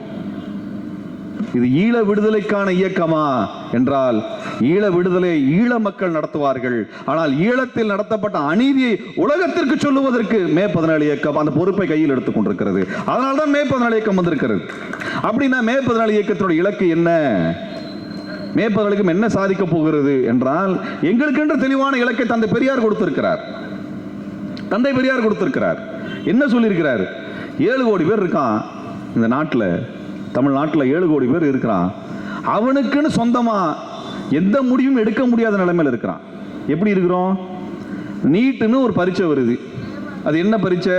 நம்ம பிள்ளைங்க நம்ம ஸ்கூல்ல கொடுக்கக்கூடிய பாட புத்தகத்தை வச்சு படிச்சு, நம்ம அரசாங்கம் நடத்தக்கூடிய தேர்வுகளை எழுதி, நம்ம கொடுக்கக்கூடிய வரி பணத்தில் கற்றிருக்கக்கூடிய மெடிக்கல் காலேஜில் போய் படிச்சு டாக்டரா மாறிட்டு இருந்த நிலைமைய டெல்லிக்காரன் தடுத்து, இல்ல இல்ல நான் பரீட்சை வைக்கிறேன்டா, அதுல நீ பாஸ் பண்ணாதான் ஓம் புள்ள நீ கட்டுன கல்லூரியில போய் படிக்க முடியும்னு ஒருத்தன் டெல்லியில இருந்து நம்ம கண்ணுக்கு தெரியாத ஒருத்தன் நம்ம கழுத்து குறவழியில கால் வச்சு மிதிக்கிறான் பார். அது அந்த அதிகாரம் எங்கிருந்து வருதுன்னு நம்ம தமிழ் மக்கள் கேட்கணும். நீங்க வரி கொடுக்குறீங்க, உங்க வரி பணத்துல மெடிக்கல் காலேஜ் கட்டுறாங்க. அந்த மெடிக்கல் காலேஜில் படிக்கக்கூடிய பிள்ளைங்க கத்துக்குவதற்காக அரசாங்க ஆஸ்பத்திரி இருக்குது. இது எல்லாத்துக்கும் நம்ம தான் போகிறோம். நம்ம பிள்ளைங்க தான் டாக்டரா இருக்குது. நம்ம வரி பணத்தில் தான் காலேஜ் கட்டி இருக்கிறாங்க. அப்ப நம்ம பிள்ளைங்க நம்மளோட பாடத்திட்டத்தில் படிச்சு, நம்ம ஸ்கூல்ல படிச்சு, நம்ம டீச்சருங்கிட்ட படிச்சு, நம்ம அரசாங்கம் வைக்கக்கூடிய தேர்வுகள் எழுதி டாக்டரா மாறுது. இதுல டெல்லிக்காரனுக்கு என்னடா பிரச்சனை? உனக்கு என்னடா பிரச்சனை? எனக்கு உனக்கு எந்த சம்பந்தம் கிடையாது. வரலாறுல, வாழ்க்கை வரலாறுல நம்மளுக்கு குஜராத்துக்காரனுக்கு ஏதாவது சம்பந்தம் இருக்குதா? நம்மளுக்கு உத்தரப்பிரதேசக்காரனுக்கு ஏதாவது சம்பந்தம் இருக்குதா? நம்மளுக்கு இந்த பானிபூரிக்காரனுக்கு ஏதாவது தொடர்பு இருக்கிறதா? நம்மளுக்கு இந்த பீடா வாயனுக்கு ஏதாவது தொடர்பு இருக்கிறதா? நம்மளுக்கு இந்த சேட்டுக்கு ஏதாவது தொடர்பு இருக்கிறதா? இவனுக்கெல்லாம் நம்மளுக்கு ஏதாவது நல்லது பண்ணியிருக்கானுங்களா? ஆனா இவன் என்ன சொல்றான்? நான் வைக்கக்கூடிய பரீட்சையில் எழுதாதாண்டா உன் புள்ள டாக்டருங்கிறான். அதை பார்த்துட்டு கை கட்டி வேடிக்கை பார்த்துட்டு உட்கார்ந்து இருக்கிறோம். இதை விட அவமானம் வேறு என்ன? வேறு என்ன? நம்ம பிள்ளைங்க டாக்டர் ஆக முடியல. எங்க? உத்தரப்பிரதேசத்திலேயோ ஹரியானாலையோ மத்திய பிரதேசத்துக்கு போய் டாக்டர் ஆக சொல்லல. என் ஊர்ல நாங்க கட்டின கல்லூரியில எங்க புள்ள படிச்சு டாக்டர் ஆக முடியலன்னால் என்னத்துக்கு இந்தியாவில் நாங்க இருக்கிறோங்கிற கேட்கிற கேள்வியை தந்தை பெரியார் அன்னைக்கு எழுப்பிட்டார். அதான் கேட்கிறோம். ஏடா நான் என் ஊர்ல, நான் கேட்கிறேன், என் ஊர்ல இருக்கக்கூடிய டீ கடையில் நான் டீ குடிக்கிறதுக்கு டெல்லிக்காரனுக்கு எதுக்கு வரி கட்டணும்? அது சொல்லுங்க நீங்க. என் ஊர்க்காரன் போற ஹோட்டல்ல நான் இட்லி சாப்பிட்றதுக்கு, சட்னி சாப்பிட்றதுக்கும் டெல்லிக்காரனுக்கு எதுக்கு வரி கட்டணும்? சப்பாத்தி சாப்பிட்றதுக்கு வரி கிடையாதாமா, ஆனா இட்லி சாப்பிட்றதுக்கு வரி போட்டு வச்சிருக்கிறான். யாரு? பிஜேபி காரன். சப்பாத்தி மெஷினுக்கு வேற வரி, மாவு அரிசி மாவு ஆட்டுற அந்த கிரைண்டருக்கு அதிகமான வரி. நம்ம எல்லாம் ஒரே நாட்டுக்குள்ள இருந்தாலும் நமக்கு ஏன் அதிகமான வரி என்று யோசிக்க வேண்டும் என்று தந்தை பெரியார் சொல்லுகிறார். இது நான் சொல்லல. இதையெல்லாம் நான் சொல்லல. கடைசியாக பெரியார் பேசும் பொழுது, இறப்பதற்கு முன்னால் அவர் பேசுகிறார். டி நகரில் தான் பேசுகிறார். அவர் சொல்கிறார், எப்பா நீ இருக்கிறது 2000 கிலோமீட்டர் அப்பால் இருக்கிற, 2000 கிலோமீட்டர் 1500 கிலோமீட்டர் தள்ளி இருக்கிற, உனக்கு எனக்கு என்ன சம்பந்தம், என்ன பிரச்சனை? நீ யார் முதல்ல என் ஊரில் வந்து நாட்டாமல் பண்ணுறதுக்கு? நீ யார் என் ஊரில் வந்து நாட்டாமல் பண்ணுறதுக்கு? ரகலை வேணாம், சொல்கிறேன், பேசாமல் போயிரு. இதான் பெரியார் பேசுகிறார். சாவதற்கு முன்பு கூட இதை பேசுகிறார். நம்ம அதுதான் கேட்குறோம். நீ யார் அங்கிருந்து இங்கே வந்து எங்கள் ஊர் அரசியலில், எங்கள் ஊர் மெடிக்கல் காலேஜில், எங்கள் ஊர் ஹோட்டலில், எங்கள் ஊர் தெருவில் இதுக்கெல்லாம் வரியை போட்டு இதுக்கெல்லாம் பிடுங்கக்கூடிய ஒரு வேலையை செஞ்சுட்டு இருக்கிற அதிமுக கட்சி எங்கள் ஊருக்காரன் கட்சி. நாங்கள் அதிமுக ஆதரிக்கலப்பா. அதிமுக தான் எங்கள் மேலே 45 வழக்கு போட்டார். எடப்பாடி தான் போட்டார். ஆனால் அந்த கட்சி எங்கள் ஊருக்காரன் கட்சி, டெல்லிக்காரன் கட்சி கிடையாது. இவங்க அங்கே போய் கை கட்டி மண்டி போட்டு நிற்கணும். என்ன அவசியம்? என்ன அவசியம் கேட்குறேன். அதிமுக டெல்லியில் போய் கை கட்டி மண்டிட்டு நிற்பதற்கான அவசியம் என்ன? அமித்ஷாவை பார்த்து அச்சப்படுவதற்கான காரணம் என்ன? பிஜேபி காரன் தமிழ்நாட்டில் ஒரு கவுன்சிலர் ஓட்டு கூட வாங்கல, கவுன்சிலர் சீட்டு கூட அவனால வெல்ல முடியல. அந்த கட்சி கிட்ட கையை கட்டி வாயை பூத்து நிற்க வேண்டிய தேவை ஏன்? ஏன் தேவை? எங்க பிள்ளைங்க டாக்டர் ஆகணும்னு நினைச்ச எங்க பிள்ளைங்க எல்லாம் நீட்டு பரீட்சையினால எழுத முடியாம 16 பிள்ளைங்க இறந்து போயிடுச்சு. யார் செஞ்சது? டெல்லிக்காரன் செஞ்சது. டெல்லிக்காரன் செஞ்சது. நம்ம ஊர்ல, நம்ம நிலத்துல, நம்ம ஆளுங்க வரியில போட்ட ரோட்டுல நம்ம ஓட்டுற வண்டிக்கு டெல்லிக்காரனுக்கு ஏன் வரி கொடுக்கணும்? டோல்கேட்ல ஏன் வரி கொடுக்கணும்? முதல்ல யார் வீட்டு, யார் அப்பா விட்டு நிலம் அது? யார் அப்பா விட்ட நிலம்?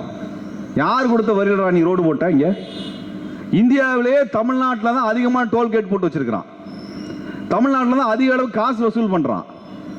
ஒரு நாளைக்கு எத்தனை 100 கோடிகள் அந்த டோல்கேட்ல சம்பாதிக்கிறான். இதுக்கப்புறம் காருக்கு இன்சூரன்ஸ் சம்பாதிக்கிறது, காருக்கு ரோட் டாக்ஸ் போடுறது, வண்டிக்கு ரோட் டாக்ஸ் போடுறது, அதுக்கு ஒரு இன்சூரன்ஸ் போடுறது, எல்லாத்துக்கும் காசை போட்டு புடிங்க. எங்க போகுது? டெல்லிக்காரனுக்கு போகுது.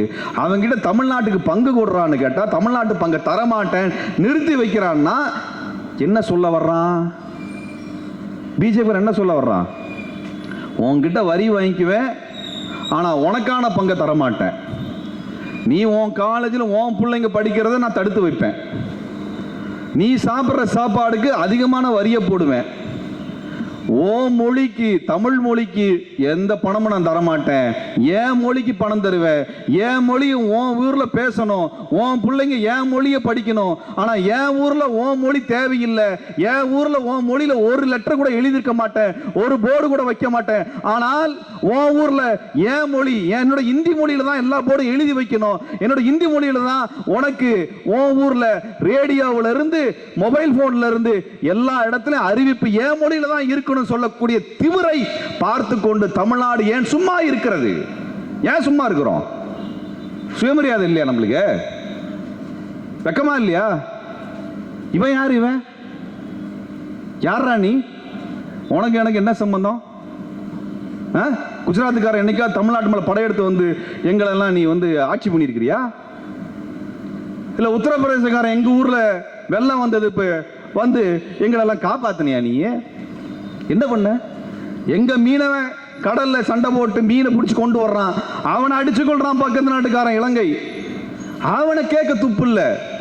கேட்டா இலங்கை எங்களுக்கு நட்பு நாடுன்னு பேசுறான். வெக்கமா இல்ல நம்மளுக்கு? இவனுக்கு ஒரு கட்சி, அந்த கட்சிக்காரன் இங்க பிஜேபி கொடி ஏற்றிட்டு இருக்கிறான். ஊர் முழுக்க தாமரை மலரும் தாமரை மலரும்.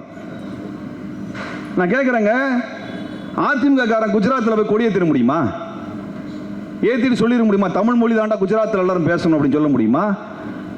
நாங்க போறோம்டா வரி, உன் ஊர்ல போற டோல்கேட்டுக்கெல்லாம் எங்கால தாண்டா வரி வசூல் பண்ணுவான்னு சொல்லி அதிமுக காரனோ தமிழ்நாட்டுக்காரனோ சொல்லிட முடியுமா? சொல்லுங்க.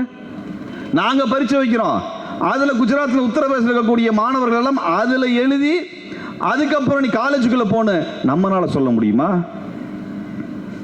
என்ன நடக்குதுங்க நாட்டில்? அவர் என்ன சொல்ல வர்றாரு? பிஜேபியும் மோடி சர்க்காரும் என்ன சொல்ல வருகிறது? தமிழ்நாட்டை நாங்கள் மதிக்க மாட்டோம், தமிழ்நாடு நாசமா போறது எல்லா வேலையும் நாங்கள் செய்வோம், இருந்தா இரு போனா போங்கிறான். அதான் அர்த்தம். ஒரே வீட்டில் இருக்கோங்க, சம்பாதிச்சு கொடுக்குறோங்க, மாசம் முழுக்க ஓடா உழைச்சி சம்பாதிச்சு கொடுக்குறோம். சோறு போட மாட்டேங்கிறான், தூங்குறதுக்கு இடம் தர மாட்டேங்கிறான், ஒன்றதுக்கு இடம் தர மாட்டேங்கிறான், மழை பெஞ்சா படுக்கிறதுக்கு இடம் இல்லாமல் இருக்குதுன்னா என்ன அர்த்தம்? அதில் அந்த வீட்டில் என்ன அர்த்தம்? இங்கே சொத்துல உனக்கு பங்கு கிடையாதுரா, சோத்துலையும் பங்கு கிடையாதுன்னு சொன்னால் என்ன அர்த்தம்? அந்த அர்த்தம் தான் பிஜேபிக்காரன் நம்ம நடத்துகிற முறை. இதான் நடந்துட்டு இருக்குது. இதைத்தான் நான் சொல்லலை, இதை தந்தை பெரியார் சொல்லுகிறார், இதுதான் தந்தை பெரியார் சொல்லி கொண்டிருக்கிறார். இது எல்லாம் கேட்டால் நம்மளை பிரிவினைவாதின்னு சொல்றான். நம்மளா அப்படி பண்ணோம்? நம்மளா இந்திக்காரனை வந்து இரண்டாம் தர குடிமக்களை நடத்தணும்? நம்மளா இவங்களை இழிவுபடுத்தணும்? நம்மளா இவங்களை கொச்சப்படுத்தணும்? வரவேற்றோம், அவர் இன்றைக்கு வேலை கொடுக்கின்றோம். இந்திய விடுதலைக்காக தமிழர்கள் போராடி இருக்கிறார்கள், உயிர் கொடுத்திருக்கிறார்கள். இந்த நாட்டின் விடுதலைக்காக சுபாஷ் சந்திர போஸ் படையில நாம் ஆயிரக்கணக்கான இருந்து போராடி இருக்கிறோம், இந்த விடுதலை வென்றெடுத்திருக்கின்றோம். ஆனால் நமக்கான மரியாதை என்ன? நமக்கான மரியாதை என்ன கொடுக்கிறான்? அதைத்தான் தந்தை பெரியார் கேட்கின்றார். நான் தந்தை பெரியார் 1947 என்ன கேட்டாரோ, என்ன பேசினாரோ, 47 அவர் இறக்கக்கூடிய காலம் வரைக்கும் என்னவெல்லாம் சொன்னாரோ அதைத்தான் கேட்டுக்கொண்டிருக்கின்றேன். பெரியாருக்கும் அன்னைக்கு பதில் சொல்லல. அதனாலதான் பெரியார் இறந்த 50 ஆண்டுகள் கழிச்சு நாங்க திரும்பவும் கேட்கிறோம், பதில் சொல்லு. எனக்கு நாங்க என்ன பண்ணோம்? நாங்க என்ன தப்பு பண்ணோம்? எதுக்குடா தமிழை வேண்டாங்கிற? எதுக்கு தமிழுக்கு பணம் தர மாட்டேன்னு சொல்ற? எதுக்கு தமிழுக்கு நிதி ஒதுக்க மாட்டேன்னு சொல்ற? எதுக்கு சமஸ்கிருதத்துக்கு எங்களோட 100 மடங்கு அதிகமாக பணம் தர்ற? எதுக்கு இந்திக்கு எங்களோட அதிகமான முக்கியத்துவம் தர்ற?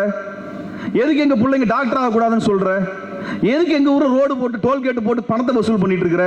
எதுக்கு எங்க ஊர் எங்களுக்கான வரி பணத்தை கொடுக்க மாட்டேன்னு சொல்ற? இதைத்தான் நாங்க கேட்கிறோம், இதைதான் கேட்கிறோம். இதையெல்லாம் செய்ய முடியாது. ஆனா தமிழ்நாட்டில் பிஜேபிக்காரன் ஓட்டு போட சொல்லி வந்து நிப்ப, உனக்கு நான் ஓட்டு போடணுமா? உனக்கு நான் ஓட்டு போடணுமா? எதுக்கு போடணும்? நீ யாரு முதல்ல? எனக்கு என்ன நல்லது பண்ணியிருக்கிற? எங்க ஊர்ல எல்லா கலவரத்தையும் தான் பண்ணியிருக்கானுங்க. தமிழ்நாட்டில் நடந்த கலவரங்கள், தமிழ்நாட்டில் கலவரங்கள் நடந்தது இல்லைங்க. ஜாதி கலவரம் நடக்குது, திரும்ப அடிக்கிறான் திரும்ப அடிக்கிறான், நடந்துட்டு இருக்குது.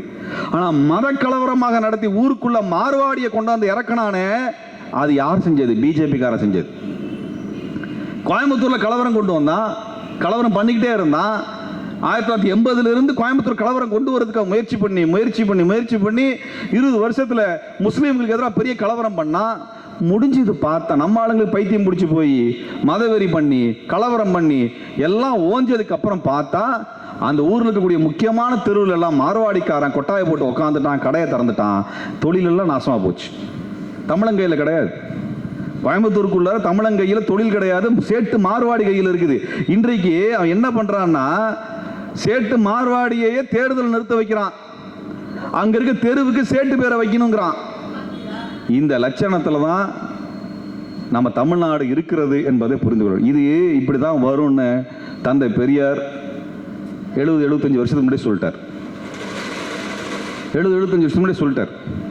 நம்ம எந்த கட்சிக்கும் எதிரானவர்கள் இல்லை. தமிழ்நாட்டை பொறுத்தவரை தமிழ்நாட்டினுடைய கட்சிகள், தமிழ் மாநிலத்தில் இருக்கக்கூடிய கட்சிகள், அவர்கள் யாருக்கும் நம்ம எதிரி கிடையாது. அவங்கள விமர்சிப்போம். எதுக்காக விமர்சிப்போம்? நல்லது செய்யான்னு சொல்லுவோம். நல்லது செய்ய, எங்க மக்கள் தப்பு பண்ணாது. எந்த கட்சியாக இருந்தாலும் விமர்சிக்கிறோம். திமுகவோ அதிமுகவோ எல்லா கட்சிகளும் விமர்சிப்பதற்கான காரணம் நம்மளுக்கு என்னன்னா, அந்த கட்சியை விரட்டணுங்கிற நோக்கம் அல்ல, அந்த கட்சியின் மூலமாக மக்களுக்கு நல்லது நடக்க வேண்டும் என்கின்ற நோக்கம்தான். தந்தை பெரியார் அதைத்தான் செய்தார். காங்கிரஸை எதிர்த்தார், ஆனால் அதில் காமராஜரை கொண்டு வந்தார். காமராஜர் காலத்தில் போராடினால் சிறை சென்றார். காமராஜர் ஆட்சியிலே கலகம் செய்தார், ஆனால் காமராஜர் ஆட்சியில் இருக்க வேண்டும் என்று விரும்பினார். காரணம், ஒரு தமிழன் தமிழ்நாட்டிற்கு தேவையான சட்டங்களை எல்லாம் கொண்டு வர வேண்டும், அதற்கு நான் போராடுவேன் என்று உழைத்தார். ஆக நம்ம இங்கே ஆட்சியில் இருக்கக்கூடியவர்களை கேள்வி கேட்கிறோம் என்றால், தமிழ் நாட்டிலே, தமிழ் மண்ணிலே தமிழனுக்கான உரிமைகளை எல்லாம் நிலைநாட்டுகின்ற ஆட்சியை நீங்கள் நடத்தவில்லை என்றால் நாங்கள் சுட்டிக்காட்டோம், எதிர்த்து போராடுவோம், அதற்காக நாங்கள் சிறையும் சொல்வோம். எந்த கட்சியாக இருந்தாலும் எங்களுக்கு பிரச்சனை இல்லை. ஆனால் எந்த காலத்திலும் நாங்கள் டெல்லிக்காரன் இடத்துல காட்டிக் கொடுக்க மாட்டோம். அப்படி காட்டிக் கொடுப்பவனை அவனை காட்டிக் கொடுப்பவனை ஒரு பொழுதும் நாங்கள் விட மாட்டோம். அதான் சொல்றோம். மே 14 இயக்கம்னா என்னது? முழுமையான ஒழுங்கோடு இருக்கக்கூடியவன் மே 14 இயக்க தோழன். எந்த கெட்ட பழக்கமும் இருக்கக்கூடாது.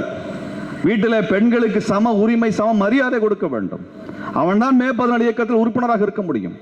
எந்த தீய பழக்கமும் அவனுக்கு இருக்கக்கூடாது. அப்படி இருந்தால் இயக்கத்தை விட்டு ஒதுக்கி வைக்கப்படுவார்கள், விலக்கி வைக்கப்படுவார்கள். வீட்டில் இருக்கிறியா, உன் வீட்டுக்காரம்மா வெறும் சமையல்காரியா நடத்துறியா? அமைப்பில் அனுமதி கிடையாது. உனக்கு என்ன உரிமை இருக்கிறதோ உன் வீட்டுக்காரம்மாக்கு உரிமை இருக்கணும். உன் வீட்டில் பெண்களுக்கு உரிமை இருக்க வேண்டும். அவர்கள் சமையல்காரிகளாக, குழந்தைகளை பெற்றெடுக்கக்கூடியவர்களாக, குழந்தை வளர்த்தெடுக்கக்கூடியவர்களாக, அடிமைகளாக நடத்தி கொண்டிருக்கக்கூடிய யாருக்கும் மே 14 இயக்கத்தில் இடம் கிடையாது. இடம் கிடையாது. யார் தன்னுடைய வாழ்க்கையோடு இணைந்து நிற்கக்கூடிய, தனக்காக வாழ்க்கையை ஒப்படைக்கக்கூடிய ஒரு இணையரை மரியாதையை செலுத்த தெரியாதவன் எப்படி இந்த சமூகத்தை நல்லதான வழியில கொண்டு செலுத்துவான் என்கின்ற கேள்விதான் எங்களது கேள்வி. கூட இருக்க பொம்பளையை ஒழுங்கா நடத்ததில்லை, பெண்களை ஒழுங்கா நடத்த தெரியாத, மரியாதை கொடுக்க தெரியாத, வீட்டில் வேலைகளை பகிர்ந்து கொள்ள தெரியாத, வீட்டில் வேலைக்காரியாக நடத்தக்கூடிய ஒருவன் எப்படி சமூகத்தில் நல்லவனாக இருந்து விட முடியும்? தான் நேசிக்கக்கூடிய பெண் போய் உட்கார்ந்தாருன்னா அவங்க இவங்களுக்கு கால் கழுவுறது தண்ணி எடுத்து தரணும், குடிக்கிறதுக்கு தண்ணி எடுத்து தரணும், சாப்பாடு எடுத்து வைக்கணும், சாப்பாடு ஆக்கி போடணும், தட்டை எடுத்து கழுவி வைக்கணும், படுக்கை விரிச்சு போடணும், படுக்கையை மடிச்சு போடணும், ஃபேனை போடணும், லைட்டை போடணும், மொபைலுக்கு என்ன பண்ணணும், சார்ஜை போடணும், எல்லா வேலையும் செய்யணும். அது வேலைக்காரி போதும்டா. எதுக்குடா வீட்டுக்காரம்மா? எதுக்கு துணைவி? எதுக்கு ஒரு இணையர்? இது எல்லாத்தையும் வேலைக்காரங்க இருக்காங்களே. துணி துவைக்கிறதுக்கு மெஷின் வந்துருச்சு, மாவாட்டுறதுக்கு மெஷின் வந்துருச்சு, பாத்திரம் கழுவுறதுக்கு மெஷின் வந்துருச்சு, வீடு கூட்டுறதுக்கு மெஷின் வந்துருச்சு, எல்லாமே மெஷின் இருக்குது. இதையெல்லாம் செய்யறதுக்கு ஒரு மனித உயிர் எதுக்கு உனக்கு? எதுக்கு உனக்கு? இதையெல்லாம் செய்யறதுக்கு மெஷின் இருக்குது. அந்த மெஷினை கொண்டாந்து வை, அது அந்த மெஷின்லாம் பார்க்கும். ஆனால் உன்னை நேசிக்கக்கூடிய பெண்ணுக்கு மரியாதை கொடுக்க முடியாதவனாக நீ இருந்தாய் என்றால் உன்னையெல்லாம் எங்கள் இயக்கத்தில் வைத்து விட முடியாது. உன்னைத்தான் எங்கள் இயக்கத்தினுடைய முதல் எதிரியாகவே நாங்கள் பார்க்க முடியும். வீட்டுக்குள்ளே சமத்துவம் இல்லை என்றால் வெளியில் அரசியல் பேசினா இருப்போம். அப்ப கொள்கையை வெறும் மேடையில் பேசக்கூடியவனெல்லாம் மே 14 இயக்கத்தில் உறுப்பினராக இருக்க முடியாது. கொள்கையை நடைமுறைப்படுத்தக்கூடியவன் தான் எங்கள் இயக்கத்தில் உறுப்பினராக இருக்க முடியும். அதனாலதான் எங்கள் லட்சக்கணக்கான தொண்டர்களை எல்லாம் திரட்டிலாம் நாங்கள் காமிக்கிற இடத்துக்கு நாங்கள் போகல. 10 பேர் வந்தாலும் உருப்படியாவா, ஒன்னா பார்த்து ஊர் மாறட்டும், குடும்பம் மாறட்டும், அப்படியான மாற்றம் தமிழ்நாடு முழுவதும் வரட்டும் என்றுதான் மே 14 இயக்கம் விரும்புகிறது. நிதானமா வரட்டும், அவசரம் ஒன்றும் இல்லை. 5 பேர் 10 பேரா வரட்டும், ஒன்றும் பிரச்சனை இல்லை. 2000 வருஷமா 2500 வருஷமாக கெட்டி தட்டி போயிருக்குதே பெண்களை அடிமையாக நடத்துவது, சக மனிதனை ஜாதி ரீதியாக இழிவுபடுத்துவது, ஒரு தமிழன் சக தமிழனை நேசிப்பதோ அவனுடைய தெருவில் நடப்பதற்கோ எதற்கும் அனுமதி இல்லாமல் இருப்பது, தான் நேசிக்கக்கூடிய பொண்ணை கல்யாணம் பண்ண முடியலனா இவனெல்லாம் என்ன ஆளுங்க? முதல்ல 2 இளைஞர்கள் வயது முதிர்ந்த நிலையில தங்களுக்கு பிடிச்ச பொண்ணை கல்யாணம் பண்றான். அந்த பெண் தனக்கு பிடிச்ச ஆணை கல்யாணம் பண்றா. இதை விட வேற என்ன அவனுக்கு? இதானே அழகான விஷயம் உலகத்துல. இதை விட என்ன அழகான விஷயம் உனக்கு? ஒரு பெண்ணும் ஆணும் அதை நேசிக்கக்கூடிய அந்த உறவை விட அழகான விஷயம் வேற என்ன இருக்க முடியும்? காதலை விட வேற என்ன அழகானதா இருக்க முடியும்?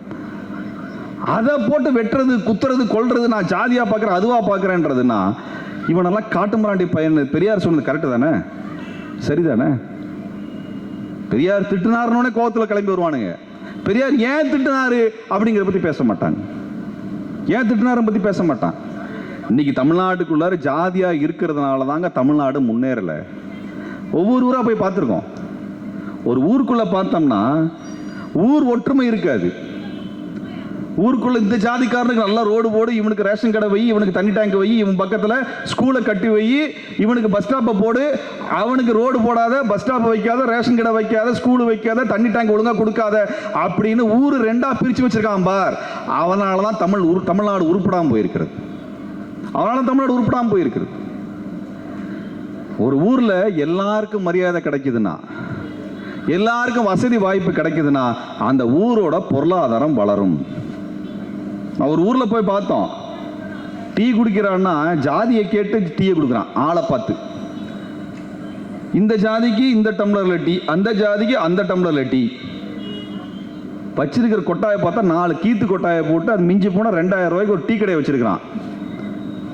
நான் கேட்குறேன், ஏண்டா ஃபினிக்ஸ் மால்னு ஒரு மால் கட்டி வச்சிருக்கிறான் 400 கோடி ரூபாயில. அங்கே யார் வேணா போய் டீ சாப்பிடலாம்டா, யார் வேணா போய் சாப்பாடு சாப்பிடலாம்டா, யார் வேணா போய் சினிமா பார்க்கலாம்டா. அவன்கிட்டலாம் ஜாதி கேட்கலடா. அவன் வளருவானா? 4 கீத்து கொட்டாயை போட்டிருக்க நீ வளருவியா? அறிவு வேணா? ஒரே ஊர்ல இருக்கக்கூடிய உன் மக்களை ஜாதி பார்த்து பிரிச்சா முதல்ல உனக்கு எப்படா வளர்ச்சி வரும்? உனக்கு எப்படி வளர்ச்சி வரும்? எங்க தோழருடைய ஊர்ல அது நடந்தது. பெரிய போராட்டத்தை முன்னெடுத்து இது வேலையை பார்த்தவன கைது பண்ணி சிறையில் அடைச்சோம். உடனே திறந்து வந்துட்டாங்க 2000 பேர் 3000 பேர். எங்க ஜாதிக்காரனா நீங்கெல்லாம் அப்படின்ட்டு. ஏய், இது மாதிரி இந்த ஒரு வளர்ச்சி அடைந்த காலத்துல, பொருளாதார வளர்ச்சி அடைஞ்ச காலத்துல 4 கீத்து கொட்டாயை போட்டு ஒரு டீ கடையை வச்சிட்டு இருக்கிறிய, நீ வளருவியா? எல்லாரும் வரட்டுங்க, எல்லாருக்கும் நல்ல டீ தரேன், ஒரே மாதிரி டீ தரேன், எனக்கு எந்த பிரச்சனையும் இல்லைன்னு சொன்னா, ஒரு டீ குடிக்கிறோம் 4 டீ குடிப்பான், 40 டீ குடிப்பான். உன் கடை வளருமா? உன் தொழில் வளருமா? வளராதா? என்ன வரும்? என்ன வரும்? இல்லை இல்லை, உனக்குலாம் இதான் தரமாட்டேன், இதில் தான் தருவேன்னா, அவன் 4 டீ குடிக்கிற இடத்துல ஒரு டீ குடிப்பான். உன் கடை இப்படி உருப்பிடும். அந்த அறிவு கூட இல்லாத உனக்கு ஜாதி வெறியனுக்கு. இவனை மாதிரி முட்டா பையனை நம்ம வேற எங்கேயும் பார்க்க முடியாது. இப்பேற்பட்ட ஒருத்தன் நான் வேற ஒன்று. நீங்கள் பல ஊர்களில், சில ஊர்களில் இல்லை, பல ஊர்களில் போனீங்கன்னா மெயின் மார்க்கெட்டில் இந்த ஜாதிக்காரர்களுக்கு, பட்டியல் சமூகத்தை சார்ந்தவர்களுக்கெல்லாம் நான் கடை கொடுக்க மாட்டான்னு உட்காந்துருப்பான். ஆனால் அவன் கடையில் பட்டியல் சமூகத்துக்காரன்லாம் வந்து வியாபாரம் பார்க்கணும், பொருள் வாங்கணும். அவன் வளர்ந்துடக்கூடாது, அவன் அப்படியே இருக்கணும். ஒரு ஊரில் இருக்கக்கூடிய 300 பேரோ 500 குடும்பமோ நல்ல பொருளாதார வளர்ச்சி அடைஞ்சாதான்டா உன் ஊருக்கு கடையில் வியாபாரம் நடக்கும். எல்லாருக்கும் சமமான வாய்ப்பு கிடைச்சாதான் அந்த ஊர் நல்லா இருக்கும். ஒரு ஊர்ல பாதி பேரை ஜாதி ரீதியா ஒதுக்கி வச்சுட்டேனால் வளர்ச்சி அடையக்கூடாது, சம்பளம் கொடுக்க கூடாது, அவனுக்கு எந்த வசதியும் செய்யக்கூடாது, ரோடு போடக்கூடாது, ஸ்கூலு கட்டக்கூடாதுன்னு சொன்னால் அந்த ஊர் வளர்ச்சி அடையாது. தமிழ்நாட்டினுடைய வளர்ச்சி தடைபட்டு போனதற்கு இந்த ஜாதி தான் காரணம். இந்த ஜாதியை வைத்து லாபம் அடையக்கூடிய டெல்லிக்காரர்கள் இதற்கான மூல காரணம். டெல்லிக்காரர்கள் இருக்கின்ற வரை இது மாதிரியான ஜாதிய சிக்கலை பார்த்துக்கிட்டே காப்பாற்றிக்கிட்டே இருப்பான்னு தந்தை பெரியார் சொல்லுகிறார். ஏனென்றால் சட்டத்தில் ஜாதியை ஒழிக்கக்கூடிய சரத்துகள் இல்லை, சட்டம் காப்பாற்றுகிறது ஜாதியை அப்படின்னு சொல்றார். அதனால் சட்டத்தையே எரிக்கிறார். அவர் சட்டத்தை எரிக்கிறார்.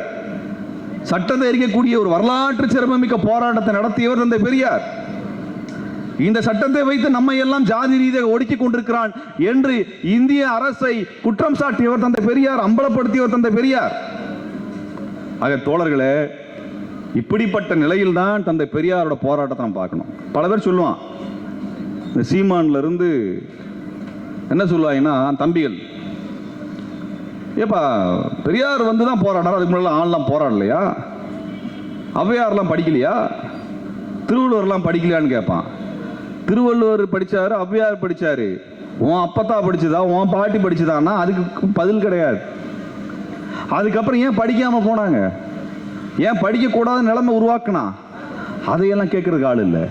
நம்ம தமிழர்கள் காலம் முழுவதும் இந்த ஆரியத்தை, இந்து மதத்தை எதிர்த்து, பார்ப்பனைத்தை எதிர்த்து போராடி வந்திருக்கான், மறந்துடாதீங்க.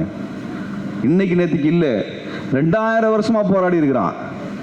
திருவள்ளுவர்ல இருந்து, ஔவையார்ல இருந்து, கபிலர்ல இருந்து ஏகப்பட்ட பேர் பட்டியல். இதுல இந்தியா முழுவதும் இந்த பார்ப்பனத்துக்கு எதிராக போராடிய மிக பெரும் தலைவர்கள் இருக்கிறார்கள், ஆளுமைகள் இருக்கிறார்கள். நமக்கு தெரிஞ்ச ஒரு வள்ளலார் அவர்களை எதிர்த்து தான் போராடினார். வைகுண்டர், கன்னியாகுமரியிலே வைகுண்டர் இவனுக்கு எதிராக தான் போராட்டம் நடத்தினார். சித்தர்கள் இவனுக்கு எதிராக தான் பேசினார். இவங்க தான் பண்ணாங்க எல்லாமே. தமிழ்நாட்டில் இதுக்கு எதிரான சண்டை வந்து பெரும் சண்டை நடந்தது.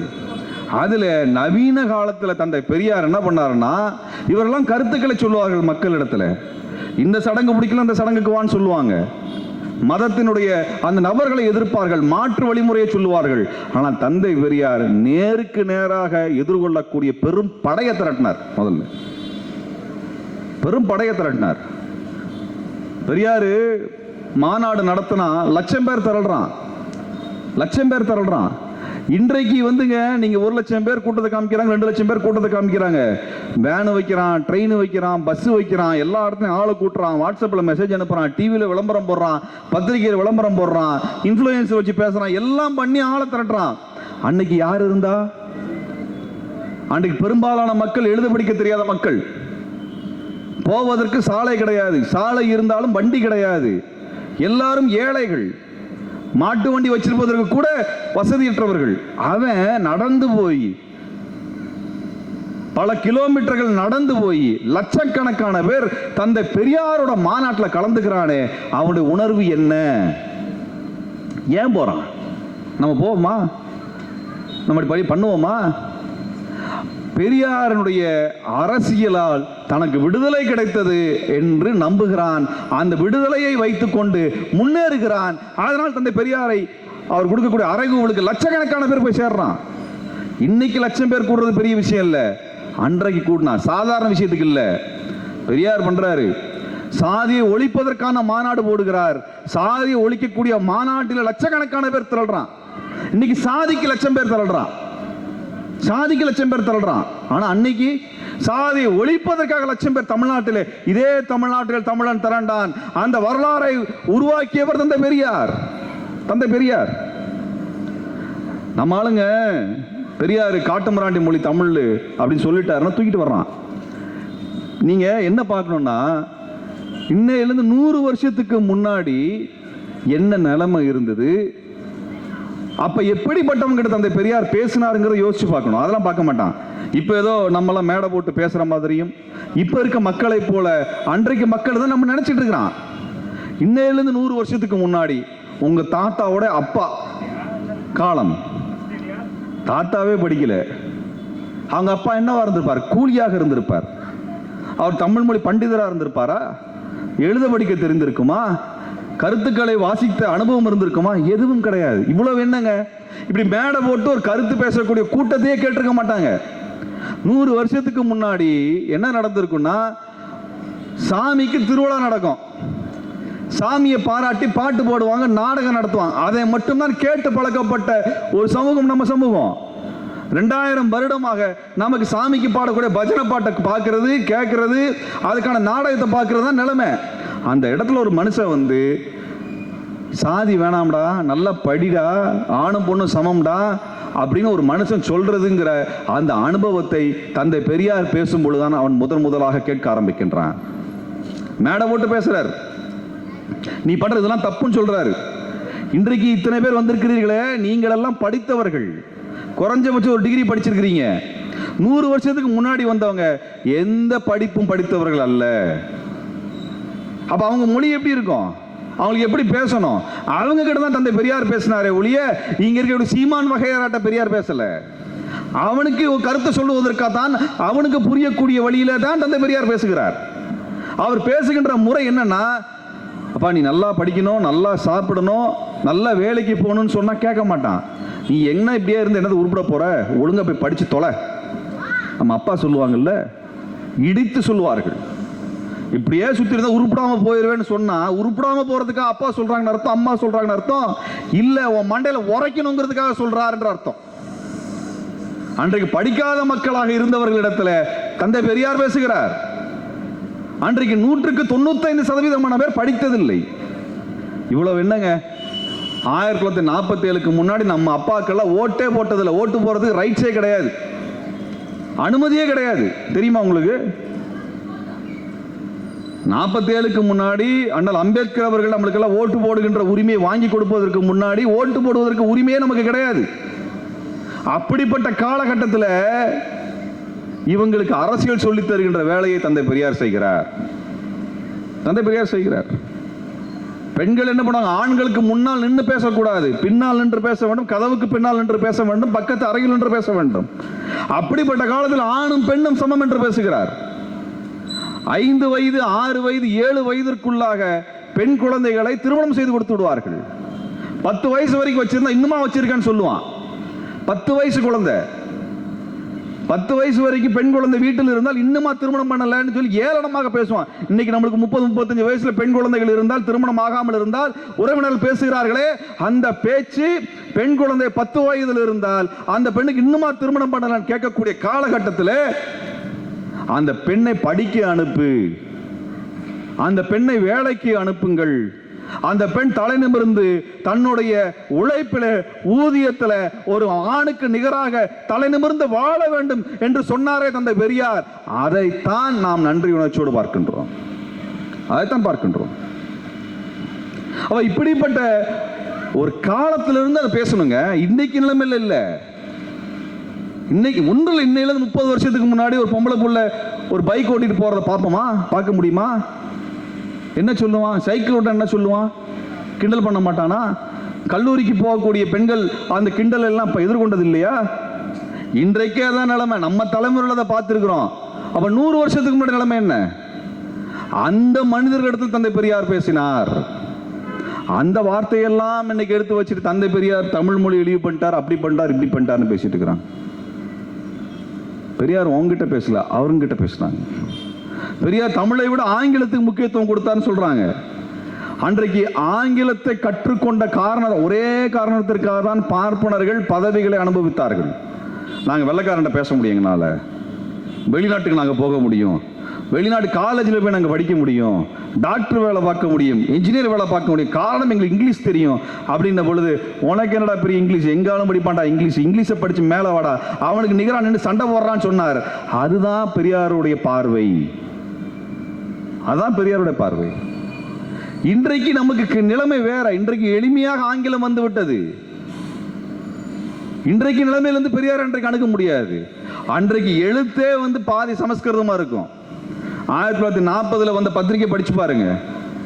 அதுக்கப்புறம் வந்து ஆனந்த விகடன் எப்படி இருந்தது, அன்றைக்கு இருந்த தமிழ் பத்திரிகைகள் எப்படி, பெரியாருடைய விடுதலை பத்திரிகையை தவிர, குடியரசு பத்திரிகையை தவிர பெருமளவில் பார்ப்பனர் நடத்துகின்ற பத்திரிகையில் சமஸ்கிருத வார்த்தைகள் தான் இருக்கும். ஒன்றும் இல்லை, இன்னைக்கு துக்ளக் வாங்கி பாருங்க, அதிகமான சமஸ்கிருத வார்த்தை வச்சிருப்பான். சம்பத் அப்படின்னு போடுறதுக்கு சா என்கின்ற தமிழ் வார்த்தைக்கு பதில் சா என்கின்ற சமஸ்கிருத வார்த்தையை பயன்படுத்துவான். சம்பிரதாயம் என்ற சாவனம் பயன்படுத்தி விட அவன் பண்ணக்கூடிய வடமொழி சாவை பயன்படுத்துவான், சம்பிரதாயம் அப்படின்னு. இதயம் என்று சொல்வதை விட ஹிருதயம் என்று பேசுவார்கள். சமஸ்கிருதத்தை வலிந்து திரிப்பார்கள். நீ எச் ராஜா பேசுற பேச்சைக்கு பாருங்க, அது சமஸ்கிருத வார்த்தைகள் தூக்கலாக ஒலிக்கும், ஆங்கிலம் தூக்கலாக ஒலிக்கும். அவர் வந்து தமிழ் மொழியில மக்களிடத்துல தமிழ் மொழியினுடைய ஆளுமையோடு பேச விரும்பவில்லை. அவனுக்கு பேச தெரியாத இன்னொரு விஷயம், ஆனா பேச விரும்பவில்லை. அப்படி பேசக்கூடாது. தமிழ் மொழியை ஆங்கிலத்தோடும் சமஸ்கிருதத்தோடும் கலந்துதான் பேச வேண்டும் என்று RSSம் பிஜேபியும் அவர்களது பேச்சாளர்களுக்கு பயிற்சி கொடுத்திருக்கிறார்கள். வேற என்ன அதை பேசுறாங்க. தமிழ் மொழி சுத்தமான தமிழ் மொழியில தூய மொழியிலே பேசுவதை விரும்புவதில்லை. அதுக்கு எச் ராஜா பேசுற பேச்சை கேளுங்க, சமஸ்கிருதம் கலந்தான் பேசுவார் அவர். அது தோழர்களே, இதெல்லாம் ஒரு பெரிய கதை, நாள் முழுக்க பேசலாம். இன்னைக்கு இருக்க நிலைமை என்னன்னா, ஒரு பேயும் பிசாசும் டெல்லியிலிருந்து வந்து உட்கார்ந்துருக்குது, நம்ம எல்லாம் பிடிச்சிருக்குது. அவர்களிடமிருந்து நாம் தப்பிக்க வேண்டும் என்பதான் நம்மளது முதல் கடமையாக இருக்க வேண்டும். இன்னைக்கு டெல்லிக்காரனுடைய இந்த ஆதிக்கம், இன்னைக்கு அவன் என்ன பண்றான், தேர்தலில் நம்மளுடைய ஓட்டெல்லாம் கழிச்சு விட்டுறான். அவனுக்கு யார் தேவையோ அவன் பேரெல்லாம் உள்ள சேர்த்துக்கிறான். ஒரே வீட்டில் 83 பேர் அட்ரஸ் கொடுத்து, ஒரு வீட்டில் 83 பேர் இருந்ததா கணக்கு காமிச்சு ஓட்டர் லிஸ்ட் கொடுத்துருக்கிறான். எங்க? கர்நாடகத்தில். சாப்ட்வேர் டெக்னாலஜி இருக்கக்கூடிய இந்த கர்நாடகத்தில் பெங்களூரிலே 1,00,000 வாக்காளர்கள், போலி வாக்காளர்கள் ஒரு சட்டமன்ற தொகுதியில் சேர்த்திருக்கிறார்கள் பாரதிய ஜனதா கட்சிக்காரர்கள். உங்க தொகுதியில் நடக்குங்க. இது வெறும் திமுக அதிமுக பிரச்சனை இல்லை, தமிழ்நாட்டு பிரச்சனை. உங்க ஏரியாவில் புதுசாக யாராவது குடி வந்திருக்கிறார்களா, வடநாட்டை சேர்ந்த குடி வந்திருக்கிறானா யாருன்னு பாருங்க. இங்க இருக்கக்கூடிய கட்சிக்காரர்கள், நம்ம சுப்பிரமணிய தோழர் இருக்கிறார், அவர்கிட்ட சொல்லுங்க. அவங்களுக்கு ஓட்டு போட்டு நீங்க யாரை தேர்ந்தெடுக்கணும், அதுக்கு பதிலாக அவன் ஓட்டை போட்டு அவன் ஜெயிச்சு வந்துடுறான். நம்ம நினைச்சிட்டு இருந்தோம் ஓட்டு மிஷினை வச்சு ஏமாத்துறான்னு. இவன் ஓட்டு லிஸ்டையே மாத்தி விட்டான். ஓட்டு லிஸ்டையே மாத்திட்டான். ஒரே தொகுதி சட்டமன்ற தொகுதியில் 1,00,000 பேரை சேர்த்திருக்கானால், கடந்த 2024 நாடாளுமன்ற தேர்தலில் 5 கோடி ஓட்டுகளை போலியாக மோடி அரசு சேர்த்து அதன் மூலமாக ஆட்சியை பிடித்திருக்கிறார்கள். 5 கோடி ஓட்டுன்னா என்ன அர்த்தம்னா, தமிழ்நாட்டினுடைய மொத்த வாக்காளர்கள் எண்ணிக்கையை போல தமிழ்நாட்டில் வாக்காளர் எண்ணிக்கை 5 கோடி பேர், கிட்டத்தட்ட 5 கோடி பேர். இந்த அளவுக்கு இந்தியா முழுக்க சேர்த்து வச்சிருக்கிறான். அப்படின்னா 2026 தமிழ்நாட்டில் வரக்கூடிய தேர்தலிலே என்ன நிலைமை என்று யோசித்து பாருங்கள். நாங்கள் வெளிப்படையாக ஒன்று குற்றம் சாட்டுகிறோம். இந்தியாவினுடைய தேர்தல் கமிஷனை போல அயோக்கியத்தனமான ஒரு நிறுவனம் எதுவும் கிடையாது. தேர்தல் ஆணையத்தை விட மிக மோசமான அமைப்பு எதுவும் கிடையாது. இந்தியாவினுடைய ஜனநாயகத்தை குழி தோண்டி புதைக்கக்கூடிய அமைப்பாக இந்த தேர்தல் ஆணையம் இயங்கிக் கொண்டிருக்கிறது என்பதைத்தான் இப்பொழுது அம்பலப்படுத்திக் கொண்டிருக்கிறார்கள். பீகாரில் லட்சக்கணக்கான வாக்குகள் நீக்கப்பட்டிருக்கின்றன. கர்நாடகத்தில் லட்சக்கணக்கான வாக்குகள் பாரதிய ஜனதா கட்சிக்கு சேர்க்கப்பட்டிருக்கின்றன. இதே போன்ற ஒரு நிலையை ஒடியாவில், ஒரிசாவில் லட்சக்கணக்கான வாக்காளர்கள் போலிகளாக பாரதிய ஜனதா கட்சிக்காக சேர்க்கப்பட்டிருக்கிறார்கள். பாரதிய ஜனதா கட்சி வெல்ல வேண்டும் என்பதற்காக மகாராஷ்டிரத்தில், மராத்தியத்தில் இது போன்ற போலியான வாக்காளர்கள் சேர்க்கப்பட்டிருக்கிறார்கள். நாளைக்கு தமிழ்நாடு நடக்காதுன்னு நினைக்கிறீங்களா? நடக்கும், நிச்சயமாக நடக்கும். நாங்க ஒண்ணு கேட்கிறோம். 2024 தேர்தலில், நாடாளுமன்ற தேர்தலில் கிட்டத்தட்ட 8 தொகுதியில மே 17 இயக்க தோழர்கள் பிரச்சாரம் செய்தோம். தேர்தல் வாக்கு எண்ணிக்கை வரைக்குமே நாங்கள் கூட இருந்தோம். அந்த சமயத்தில் கோயம்புத்தூரில் அன்றைக்கு பாரதிய ஜனதா கட்சி சார்பாக போட்டியிட்ட அண்ணாமலைக்கு பெரிய ஆதரவு கிடையாது. நான் கோயம்புத்தூர்காரை சார்ந்தவன். பெரிய ஆதரவே கிடையாது. அந்த ஆதரவும் கிடையாது. பெரிய கட்சி கட்டமைப்பே கிடையாது. எந்த கட்சி கட்டமைப்பும் கிடையாது. திமுக, அதிமுக தனித்து நிற்கிறது. பாரதிய ஜனதா கட்சியோட கூட்டணி வைக்கவில்லை. பாரதிய ஜனதா கட்சி 3வது 4வது அணியாக நிற்கிறார்கள். அப்படி இருக்கக்கூடிய பிஜேபியில அண்ணாமலை எப்படி அதிகமான வாக்குகளை வாங்க முடியும்? எப்படி வாங்க முடியும்? வாங்குவதற்கு எந்த வாய்ப்பும் கிடையாது. ஏன்னா பாரதிய ஜனதா கட்சி கூட்டணியில் அன்னைக்கு இருந்தவர்கள் யாரு? தேமுதிக இருந்தது, பாமக இருந்தது. தேமுதிகவோ பாட்டாளி மக்கள் கட்சியோ கோயம்புத்தூரில் வலுவான கட்சி அல்ல. கிட்டத்தட்ட கட்சியே கிடையாது. அங்கே இருந்த அவர் கூட்டணியில் இருந்த தினகரன் அவர்களுடைய அமமுக கட்சியும் பெரிய ஒரு வலிமையை கொண்ட கட்சி அங்கே கிடையவே கிடையாது. அந்த கட்சியே கிடையாது. கூட்டமே நடத்துறது கிடையாது. அப்ப எந்த விதமான வலிமையும், கூட்டணி வலிமையும் இல்லாத பாரதிய ஜனதா கட்சி எப்படி அண்ணாமலை 2வது இடத்தை வந்தார் என்பதுதான் எங்களது கேள்வி. இது குறித்து தமிழ்நாட்டினுடைய மாநில கட்சிகள் கேள்வி எழுப்ப வேண்டும். எந்த கட்சியாக இருந்தாலும் சரி. நாங்கள் எழுப்புகிறோம். மே 17 எழுப்புகிறது. அண்ணாமலை கடந்த பாராளுமன்ற தேர்தலில் கோயம்புத்தூரில் நேர்மையான முறையில் வாக்குகளை பெறவில்லை என்று நாங்கள் பகிரங்கமாக தேர்தல் ஆணையத்தை குற்றம் சாட்டுகிறோம். பகிரங்கமாக குற்றம் சாட்டுகிறோம். இந்த மாதிரியான ஒரு ஏமாற்றுகின்ற முறையை தமிழ்நாட்டினுடைய தேர்தல் ஆணையம் வருகின்ற தேர்தலில் 2026 நடத்துகிறது என்றால் அது திமுக கூட்டணிக்கு மட்டுமல்ல, திமுக கூட்டணியில் இல்லாத பாரதிய ஜனதா கட்சி கூட்டணியில் சேர விரும்புகின்ற கட்சிகளுக்கும் ஆபத்தாக இருக்கும் என்பதை சொல்லிக்கொள்ள விரும்புகிறோம். நாளைக்கு அதிமுகவை நாங்கள் கூட்டணியில் வச்சு நாங்கள் வெற்றி பெறுகிறோம் என்று பாரதிய ஜனதா கட்சி நடத்துகிறது, மிரட்டி நடத்துகிறது, கூட்டணியை மிரட்டி நடத்துகிறார்கள் என்று வைத்துக் கொண்டோம் என்றால் நாளைக்கு ஒருவேளை வெற்றி பெற்றால் எடப்பாடி முதலமைச்சராக முடியும் நினைக்கிறீங்களா? முதலமைச்சராக முடியுமா? பீகாரில் என்ன நடந்தது? கர்நாடகத்தில் என்ன நடந்தது? மராத்தியத்தில் என்ன நடந்தது? பாரதிய ஜனதா கட்சியோட கூட்டணி வைத்து பெரும்பான்மையான இடங்களை கைப்பற்றிய கட்சி உடைக்கப்பட்டது. உடைக்கப்பட்டு பாரதிய ஜனதா கட்சி நபர்கள் முதலமைச்சர்களாகவோ துணை முதலமைச்சர்களாகவோ மாற்றப்படுகிறார்கள். அதே நிலைமை தான் நாளைக்கும் வரும். வெறும் 4 எம்எல்ஏ சீட்டு பிஜேபி கடந்த தேர்தலில் பெற்றதுக்கான ஒற்றை காரணம் அதிமுக போட்ட பிச்சை. அதிமுக கூட்டணியில் இருந்த காரணத்தினால பாரதிய ஜனதா கட்சி 4 வாக்குகளை பெற்றது. அதுவும் கமலஹாசன் எல்லாம் ஓட்டுகளை பிரிக்கவில்லை என்றால் வானதி சீனிவாசன் வெற்றி பெற்றிருக்கவே முடியாது. அப்படிப்பட்ட நிலைமையில் இருந்த ஒரு கட்சி கூட்டணியை அவர்கள் முடிவு செய்கிறார்கள். அதிமுக முடிவு செய்கிறது. ஆனால் அதிமுக தேவையில்லை, அதிமுகவை வேண்டுமா வேண்டாமா என்று பாரதிய ஜனதா கட்சி முடிவு செய்கிறது. அதிமுக முடிவு செய்ய முடியல. எடப்பாடி கை கட்டி இன்னைக்கு கட்சி கட்டிக்கிட்டு ஓடிட்டு இருக்கிறார். அப்படியான இத்தனை ஆண்டு காலம் ஆட்சியில் இருந்த ஒரு அதிமுகவை மிரட்டி கூட்டணியில் வைத்திருக்கிறார்கள். நாளைக்கு ஒருவேளை வெற்றி பெற்றேன்னு சொன்னா என்ன பண்ணுவாங்க? எடப்பாடி முதலமைச்சராக முடியாது. அதிமுக 2ஆக பிளப்பார்கள். அந்த 2ஆக பிளப்பதற்கு எஸ்பி வேலுமணியே உதவி செய்யலாம். செங்கோட்டையன் இப்ப செஞ்சாரு, அது மாதிரி செய்யலாம். இல்ல கட்சியில் 1000 பேர் இருக்கிறான் அந்த கட்சியை உடைப்பதற்கு, அவர்களை வைத்து அந்த கட்சியை 2ஆக உடைப்பார்கள். அதை வைத்துக் கொண்டு பாரதிய ஜனதா கட்சி ஆட்சி மலர்வதற்கான வேலை செய்யும். இதைத்தான் புதுச்சேரியிலே செய்தார்கள். புதுச்சேரியில் பாரதிய ஜனதா கட்சி வெற்றி பெறுவதற்கான என்ன வாய்ப்பு இருந்தது? ஒன்றும் கிடையாது. ஆனால் ஆட்சியை பிடித்தார்கள். சூழ்ச்சி தான் அவர்களது ஒரே வழிமுறையாக இருக்கிறதே ஒழிய மக்களிடத்தில் பெயர் எடுத்து, நல்ல பெயரை எடுத்து அதன் மூலமாக வெற்றி பெற வேண்டும் என்ற நல்ல நோக்கம், நேர்மையான நோக்கம் பாரதிய ஜனதா கட்சிக்கு கிடையாது. அதனால்தான் சொல்லுகின்றேன், அதிமுகவின் தொண்டர்களே, உங்க கட்சியை காப்பாற்ற வேண்டும் என்றால் பாரதிய ஜனதா கட்சியை விரட்டி விடுங்கள்.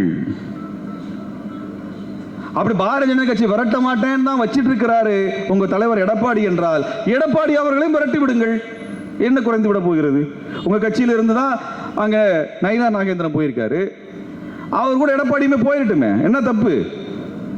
என்ன தப்பு? இன்னைக்கு தமிழ்நாட்டில் அதிக தலைவர்களை உருவாக்கிய கட்சி அதிமுக என்ற பெருமை உங்களுக்கு இருக்கிறது.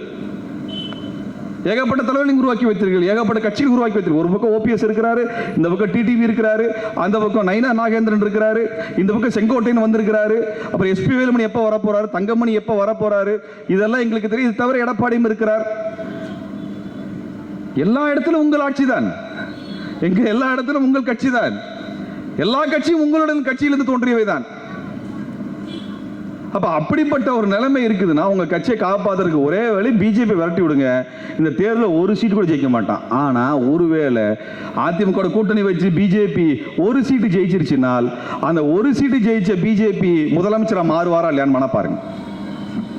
அந்த ஒத்த சீட்டை வச்சுக்கிட்டு உங்க கட்சியை 2 4 உடைச்சி அதன் மூலமாக முதலமைச்சர் பதவியை கைப்பற்றுவார்கள்.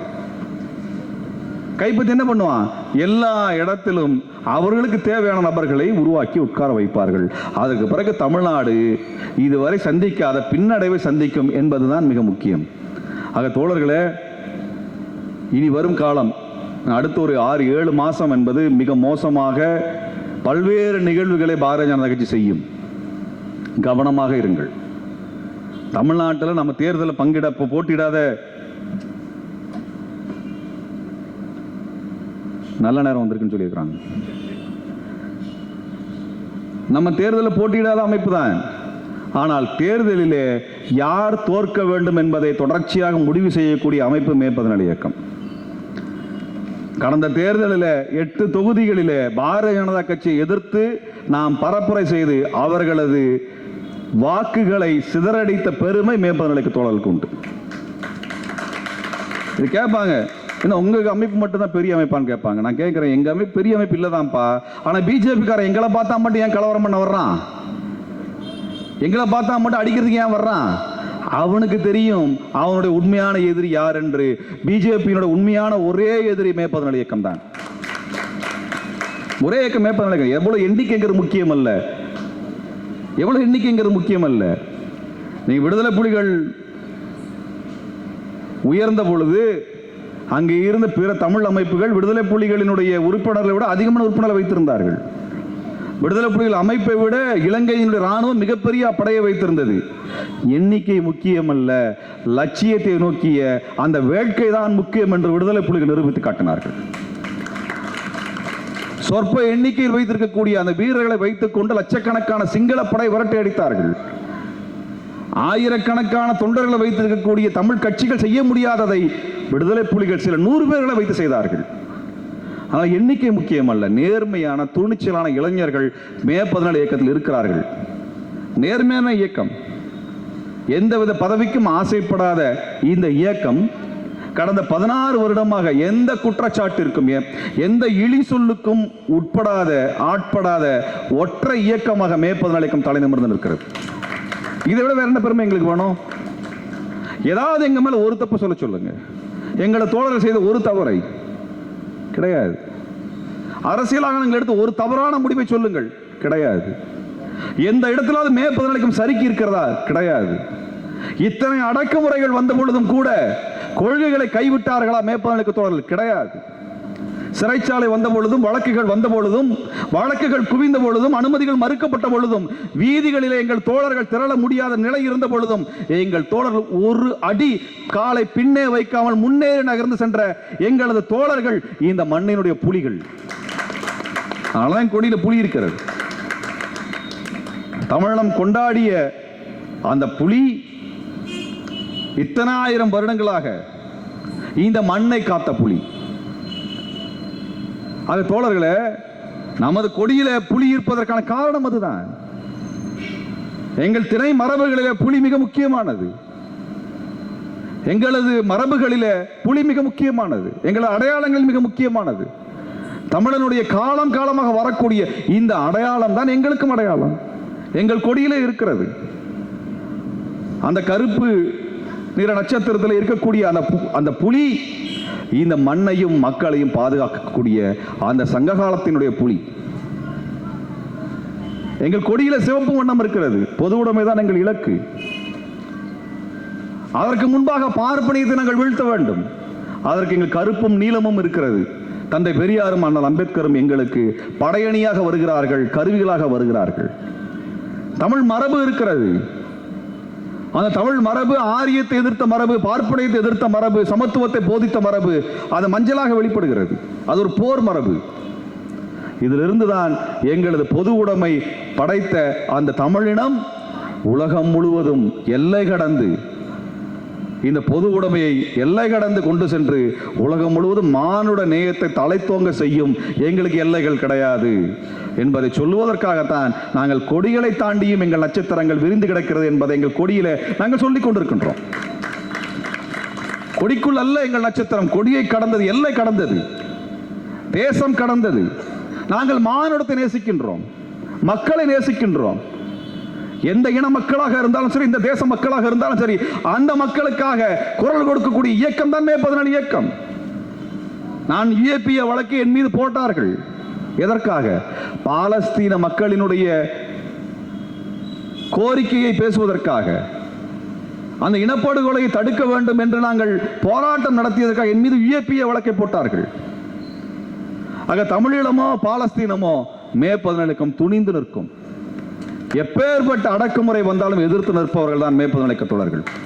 நீங்களும் உங்கள் நண்பர்களும் மே 14 இயக்கத்தில் உறுப்பினர்களாக இணைத்துக் கொள்ளுங்கள். தமிழினம் உங்களை மரியாதையுடன் பார்க்கும். ஆனால் இப்படியான ஒரு இயக்கத்தை நீங்கள் சமகாலத்தில் கண்டிருக்க முடியாது. போர்க்குணம் உள்ள, சமரசம் இல்லாத, நேர்மையான, அனைத்தையும் விட சிறந்தது எங்கள் தோழர்கள் அன்பானவர்கள்.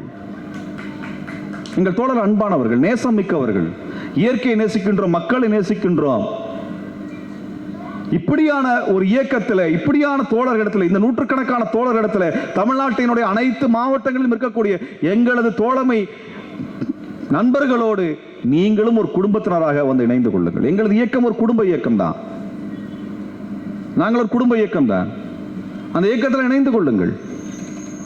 தமிழினத்தினுடைய பெருமையை மீட்பது மட்டுமல்ல, தமிழினம் இழந்து கொண்டிருக்கக்கூடிய சுயமரியாதையை மீட்டெடுப்பதும், தமிழினத்தினுடைய இறையாண்மையை மீட்டெடுக்கக்கூடிய ஒரு மாபெரும் போராட்ட வரலாற்றில் நம்மையும் இணைத்துக் கொள்ளக்கூடிய 2000 வருட வரலாற்றில் நாமும் இணைந்து கொள்வோம் என்றுதான் நாங்கள் அறைகூவல் விடுக்கின்றோம். அப்படிப்பட்ட ஒரு குரலை, போர்க்குரலை, அப்படியான முழக்கத்தை நம்மிடத்தில் உணர்த்தி மட்டுமல்ல, இந்தியா முழுமைக்கும் எடுத்துரைத்து போராடிய தந்தை பெரியாருக்கு மே 14 இயக்கத்தின் புகழ் வணக்கத்தை தெரிவித்து விடைபெறுகிறேன். நன்றி, வணக்கம். இலக்கியத்தால் ஒன்றுபட்டு உன்னை போன்ற மக்களே வரலாற்றை படைப்பார்கள்.